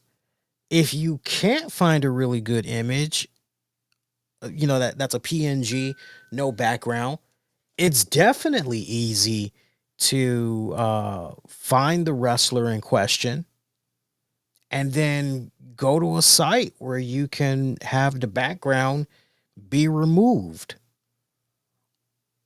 It's very easy. All you got to do is just dedicate the free time to do it. I cannot stress it enough, people. Do not get lazy. Do not get comfortable just going, I'm going to do everything in AI, because AI has a really, really fine way of backfiring on your ass. I'm being totally honest with you. You don't want to be messing around with AI and being reliant on AI like that. I kind of have a feeling that something was maybe done utilizing AI to a certain degree. But yeah, you definitely, as a promoter, you want to make sure that you are not doing anything shady, where you're falsely advertising somebody that's not even going to be at said event. Because man, this goes back to what we were just talking about a couple of minutes ago. Like, your name, your brand, that reputation. Like, you don't want to risk that. You don't want to risk that. I gotta tell you, when I first saw that, it kind of reminded me of the Steve O'Neill Extreme Reunion crap that had went down back in the day. Look that up. That was such a black eye on the independent wrestling scene so many years back. I can't believe we were actually on the air when all that was going on. But yeah, just crazy, man, crazy. And I mean, it's a really good graphic too. That was put together. Like, I mean, obviously these are renders, but I just like the way everything was uh done in such a way where for the most part everybody's kind of got like the same level of shading and all that to a certain degree. But yeah, you don't want to be doing no crap like that. Let's see, get into a couple of other things before we get ready to dip out of here. So we got an update on WWE PLEs following Mark Shapiro's comments. Remember, during a recent appearance, TKO president Mark Shapiro had commented on WWE Premium live events, saying they're open to new ideas. They never seem exhausted. They're ready to take on a new shot, new risk, new opportunity. Basically, he was talking with Nick Khan, and apparently there was talk about launching a new event. As right now, a lot of their PLEs were created by Vince McMahon. Shapiro goes on to say, we need to get in the business of taking that torch and moving past that. And Nick and Triple H created WrestlePalooza, which is the launch event for our new ESPN deal, which did incredibly well and may turn into a super franchise, not to mention from a merch standpoint. I don't need to tell you, securing the IP rights and then selling merch at WrestlePalooza, let's just say it was a real winner. So, kind of cool right there. And, of course, we've heard some ideas kind of float around there that Mark Shapiro is interested in eliminating some of the PLEs, obviously utilizing events like WrestleMania, SummerSlam, Survivor Series, Royal Rumble, utilizing those, having those be basically a tent pool, right? Making that be the main base structure, to essentially build around it. And of course, you would like to believe that with WrestlePalooza being the success that it was, that will somehow, continue to be part of that tent pole as well for TKO WWE moving forward and everything. Look, if they want to, this is a double edged sword, right? It's a double edged sword for the fans because if you were to say decrease, hypothetically speaking, if TKO is going, we need to do less of these, but really, really, hey, look, if XYZ has the money, like, let's make it happen, but like, otherwise, kind of not really feasible for us to be running out here, doing this PLE and then, because I mean, really think about it. And it's felt really good these past couple of weeks that we have not had a PLE. Cause man, I remember a stretch where it was like, I know my own family was like, wait a minute, you got another damn post show you got to do? I'm like, yeah, yeah, yeah. Wait, but you just did. Like, I know. Like, are you sure there's a wrestling thing going? Like, yeah, I'm sure. Like, that was the type of conversations I was having because, like, my friends and family, they couldn't believe, like, wow, it's felt so weird these past couple of weeks that there hasn't been anything, relatively going on and everything, which is good, It gives us podcasters a chance to catch up on some much needed rest and everything. But if for the fans, it's kind of bad because it's like, oh man, you're taking a opportunity away for that wrestling promotion, their stars and all that I can see them. You're taking away that opportunity for me and my friends and my family. Okay, right. I mean, right? It's a good point. But then on the other hand, if you're saying to me, hey, look, we want to make these events feel really, really special, These WWE events, we want it to be really, really special when you go and you check these things out. And that's great that we got the Monday shows. That's great that we got, Tuesdays with NXT. Hey, that's great that we got Friday Night SmackDown and everything. But everything at this point should be building up to an event. And the more time that we can hype up this event, build up this event, sell out tickets for this event, like the better. As I've said for years, quality over quantity. And if Mark Shapiro is trying to find that right balance, I mean, I can't really crap on that, right? The only thing that I can really crap on, though, is the prices for admission. It's just really, really ridiculous. And what I wish would happen, I don't know if it's the Phoenix Suns franchise, NBA basketball franchise that's doing it, or if it's another organization. But what I wish TKO would do going forward, if you're going to ask and command for these ridiculous prices, then I think it's only fair that when it comes to the food, like you have the lowest prices that's humanly possible. I know out here in DC, we're trying to implement something a little bit similar to what I just described that's happening with the NBA and everything.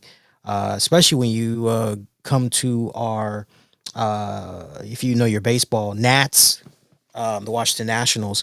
If you come to the Nats game, they've got these really good, low prices for food and everything. But the basketball, that's where it's really, really, because the owner decided, okay, with the increase in ticket sales, he was going to do his best. And he did implement this, like $1 cheeseburgers, hot dogs. Like, I would like to see something like that be implemented for these WWE events, because if you're going to be paying all this ridiculous money for these tickets, even nosebleed seats, and you're going to pay all this ridiculous money for parking and right, then you got to get the memorabilia and all that other. If you're going to be coughing up all that money for that amount of stuff, then it makes all the sense in the world that where it counts the most, you're able to save a little bit of money on food, right? So, I mean, when you really stop and think about it, everybody's the inflation. Oh, it's, I just did a sociology. Um, I just wrapped up this sociology piece of homework where I was interviewing somebody and I was looking at their socioeconomic status. I was looking at their wealth, their income. There's actually a big difference between wealth and income. Look it up. Race, ethnicity, and just looking at their upstream, their downstream factors and all that.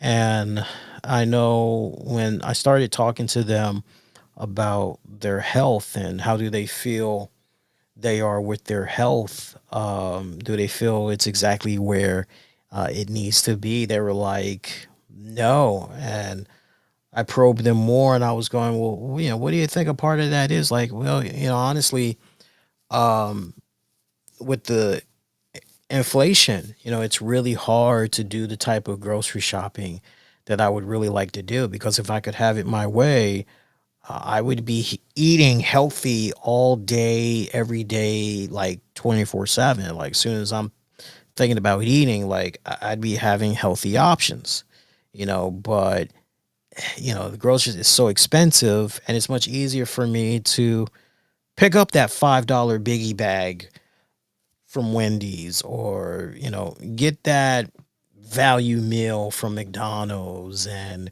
you know you can't keep raping. I hate to use that word, it's a very extreme word there I'm using, but you can't keep raping wrestling fans' pockets and just be like, eat them and smile. Like, it's gonna eventually backfire, right? I mean, on the one hand, you appreciate the fact that Vince McMahon and crew for so many years kept prices at an affordable rate. Definitely outdated. And I mean, when you look at where the prices are now compared to average going prices for basketball games, football games, it's almost in par. Almost in par. Still, believe it or not, a little bit more affordable. Do your research. You'll see what I'm talking about.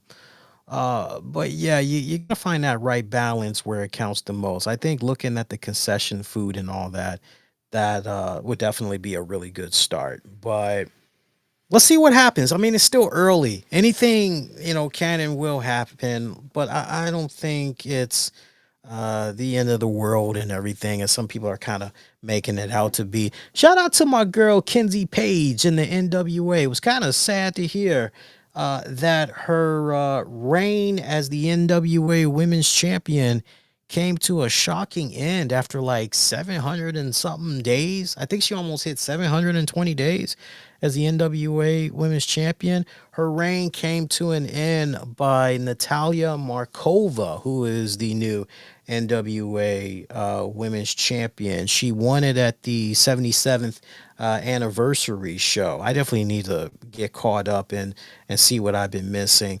Natalia Markova, I know when I first started watching her, particularly when she made her debut in the NWA, I was going, stop the press. Who is that? She's cute. Like, what's her story? And her wrestling was, it was okay.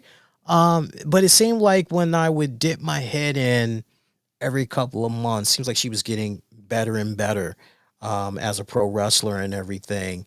And yeah, she's the current NWA Women's Champion right now. So, and I am remembering the number right, 720 days as the Women's Champion. So that's a hell of a streak there, man. That's a hell of a streak. Let's see what else. Let's try and see if there's anything else we can get into. We already talked about Undertaker. I think that might be it for the show here. I'm telling you what, man, my Twitter is continuing to blow up. Let me just circle back. So I think there was like a couple of more people that were commenting possibly there. Let me just see what's going on here.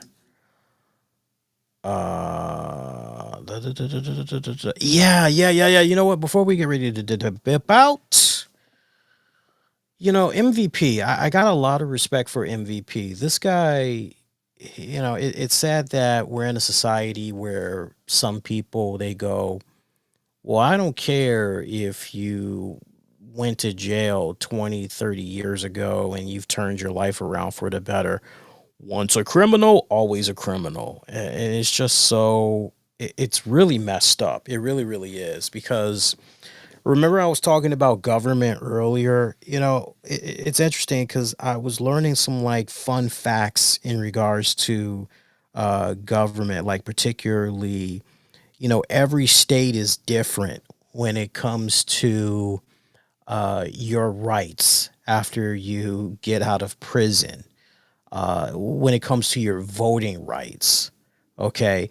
So like you've got some states, it's like a weird stat, but you've got like, matter of fact, I think I might be able, because I wrote it down, but you got like some states, they go, yeah, you're never gonna get your rights back to vote. Or it's you got to go through a whole bunch of loopholes trying to see if you can get your voting rights. But then, even at that, it's not a guarantee that you're going to get those voting rights back. Like it really, really just depends. And then you got other states that, upon release from prison, your voting rights are fully and instantly restored. And then you have some states, it is a residual process where it's going to take a little bit of time for everything, to come in and all that. It's rather interesting when I think about the voting rights and kind of tying it back to MVP. It's like, man, like how much longer does a person have to continue to apologize for their past crimes? Especially when they have done everything in their power to change and be a better person, be a better contributor to society and everything. So why am I bringing up MVP? Some of you guys may be wondering. So MVP had reiterated recently in an interview that he has no respect for Triple H and that he can think of more guys who dislike Triple H besides him, and that there are some people that dislike Triple H more than him. Saying, and I quote, I've said before, I call him a coward and a liar. Let's put it like this. If you really want to, you can go to YouTube and you can look up the interviews of various wrestlers through the years of what their opinion is of the man. Interviews of guys that were his friends, what they had to say about the guy. I can think of more guys that dislike him than I can think of guys that do like him.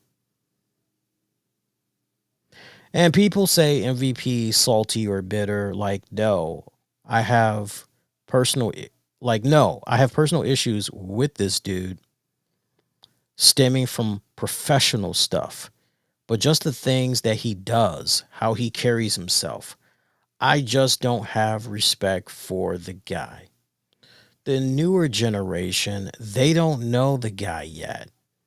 So the one of those that came up underneath him in NXT, they think he's brilliant, and a lot of them should for the hand he's had in their career. But the guys that had to work with him back in the day will tell you a different story almost overwhelmingly. And so it's not just me saying it. There's guys who are way up the totem pole than me that are telling you that this guy's no bueno. Now, look, everybody can change. And, I would like to believe that when Triple H had his health scare a couple of years ago, legit, it made him reevaluate, his life as he knew it, his relationships, just reevaluate everything. Maybe even look at his own marriage. And, when you're knocking on death's door like that, knocking on death's door can have one hell of a way in really shaking you up and changing your outlook on a lot of things, particularly how you treat people. MVP, when it's all said and done, whether we like him or we just don't have really anything for the guy, no hate, no like, just we're indifferent, he's entitled to his opinion. Straight up. The man is entitled to his own opinion. Whether or not he's right or he's wrong, I just know this great country of ours, USA, he's entitled to his opinion. I put out a comment. I said, when MVP speaks, and I actually tagged him. I said, when MVP speaks, one should listen. Man has nothing to gain from putting his thoughts out there. Always been a firm believer that when the truth is on your side and you got receipts, speak it. That was my personal opinion about the whole ordeal. And it's just some weird comments that was coming in from individuals that were just they ran to the old Trump card there. And let's talk about when he went to jail. Let's talk about, it's like, what the hell, we're really gonna bring that up again. And I like what Mike had said in the comments. Mike had said, and he'll always be a criminal if we are acting like people can't change as they get older. And to Mike's point, it's like, look, everybody makes mistakes in their life. Nobody is perfect whatsoever. Nobody is perfect. So, like, what? Like, show me the most perfect individual that's, living on this planet that has made no mistakes whatsoever. I'm going to be like, okay, so, like, what's your secret? What the hell did you do? Like, seriously, what did you do? I don't know. I just find it to be really, really silly that here's this guy saying what he's saying. And of course, when you look at the comments that uh was under that post I've made, obviously this was hardcore WWE fans that were coming to the defense of Triple H and for WWE, and were quickly, it's interesting because before MVP even joined up with AEW and he was saying what he was saying, it just seemed like before he joined AEW, oh yeah, MVP spitting facts, and MVP, like, there was really no, but heaven forbid that with him as an independent contractor, so he can pretty much go wherever. Heaven forbid he goes with a wrestling promotion that has a television deal. And now all of a sudden, Trader and all this other. It's kind of funny when I look at that crap. Like really. I see that TNA is doing their Turning Point event. By the way, shout out to TNA Wrestling. Frankie Kazarian is your new TNA World Heavyweight Champion. Apparently there is I think it's an angle right now where Mike Santana has gone off the radar and everything. I think it's part of an angle. I know a lot of people are pissed. A lot of people feel that, they had the great opportunity out there in New York. I can't think of the TNA event that it was a couple of months ago. I remember watching it though. They were like, man, if there was ever a time where you pulled a trigger on Mike Santana to be the TNA champion, like, this is the place, this is the time, and all of that. And to basically see him have like one title defense and drops the strap, a lot of fans are pretty pissed off, and a lot are really looking at what exactly is going on here with this TNA side of things. But then they're also reclining back and scrutinizing more the relationship going on between TNA and WWE. And I get that, like, legit, I get that, but look, not for nothing. Frankie Kazarian, I say, he's the new TNA World Heavyweight Champion. I say, well, long time coming, but is it maybe too soon, too late? I just can't help but kind of feel that way. If it was maybe 5 to 10 years earlier, maybe I'd feel a little bit differently. Like, I'm not disappointed. Don't get me wrong. I'm not disappointed. But at the same time, I'm just looking at everything that was going on there with Frankie Kazarian. Um, I just look at the trajectory that was happening there with Mike Santana.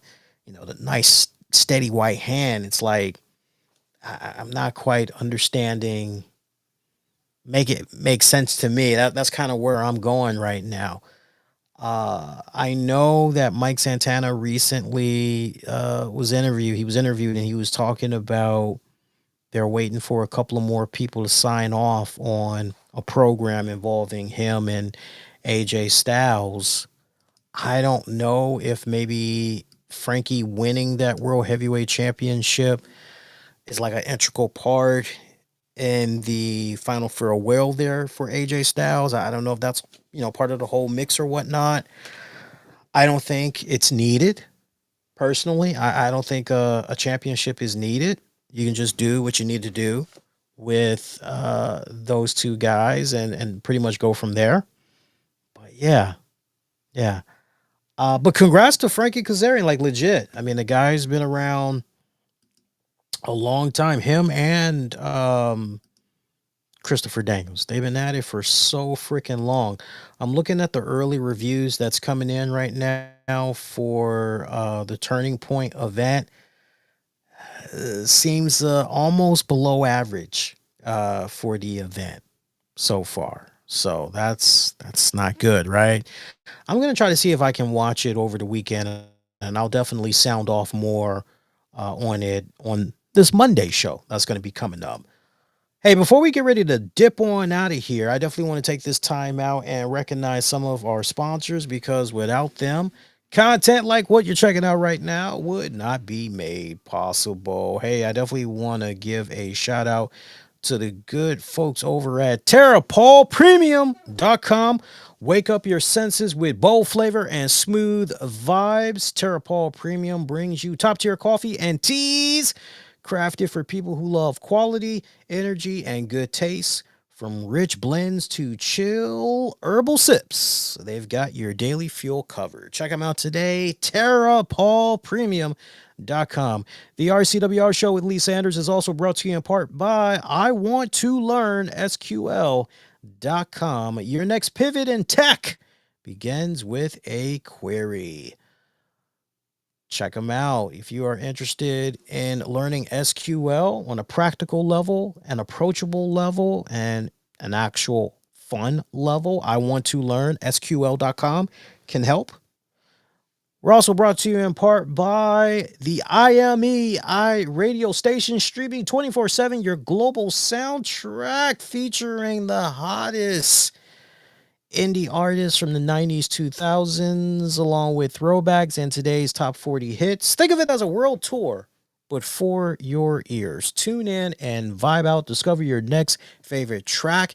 Maybe it'll be from here in the USA, or you never know, might be Europe or Canada.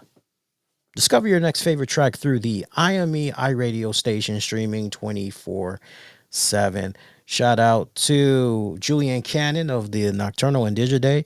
Shout out to Miss Thomas and Joe Numbers of Wrestling Soup. Shout out to Brandon Shaw of Digging the Greats. Guy just wrapped up doing a phenomenal 4-part docu-series. I mean, this was some Netflix level style type of. I love the production. The production was top-notch quality good. Mixtape is the name of the documentary series, little mini documentary series. Each episode is 4-part. Each episode ran about almost a half hour. It was really, really good. It's available for free on his Digging the Greats YouTube channel. And he's also going to be dropping a mixtape that is somehow this mixtape is it's going to be weird the way I say this. It's not quite a mixtape soundtrack of the music that was done for this mixtape docu-series that's going to be coming at a much later date, but it is music inspired by, if that makes sense. I know that sounds kind of like really, really crazy, but when you watch the docu-series and then you watch what Brandon had to say in regards to this mixtape that's getting ready to drop, you'll definitely will understand it. But yeah, if you haven't checked out the mixtape series, go check it out, especially if you were an old school fan like me of cassette tapes back in the day. Like, some of the stuff that you learn from that is just really, really mind-blowing, man. Seriously, really, really mind-blowing. Your next edition of the RCWR show, so we're definitely going to be doing a double dose. So Monday night, November 17th, 2025, I'll be on after Raw goes off the air. Be prepared. That's going to be another short show because going into that Tuesday, I've got a couple of exams that's due. So we're going to do a short night on that Monday. But make sure you mark down Friday, November 21st, 2025. 8 p.m. Eastern. I'll be live all throughout social media. That's going to be our 14th anniversary show. We'll be celebrating 14 years of the RCWR show with Lee Sanders. Shout out to those that's been checking out the show for on demand and the downloads wherever you get your podcasts. Yo, oh my God, I love the numbers that I saw from this past week, man. I'm like curious to see how this week does, but like last week's numbers, I was looking at the analytics. I'm going, yo, this is good. So to my people that's been checking out the shows for iHeartRadio, TuneIn, Spotify, Spreaker, Apple Music, love y'all. Keep it coming. Keep it coming. Keep it rocking. Other than that, get at me on social media, Twitter, Facebook, all that good stuff. Use the keywords, the RCWR Show. Show the YouTube channel some love. If you haven't subscribed over there yet, make sure you do. And until next go round, wishing all y'all to be safe. Most importantly, be kind to one another. I will see you guys next go round. Take care.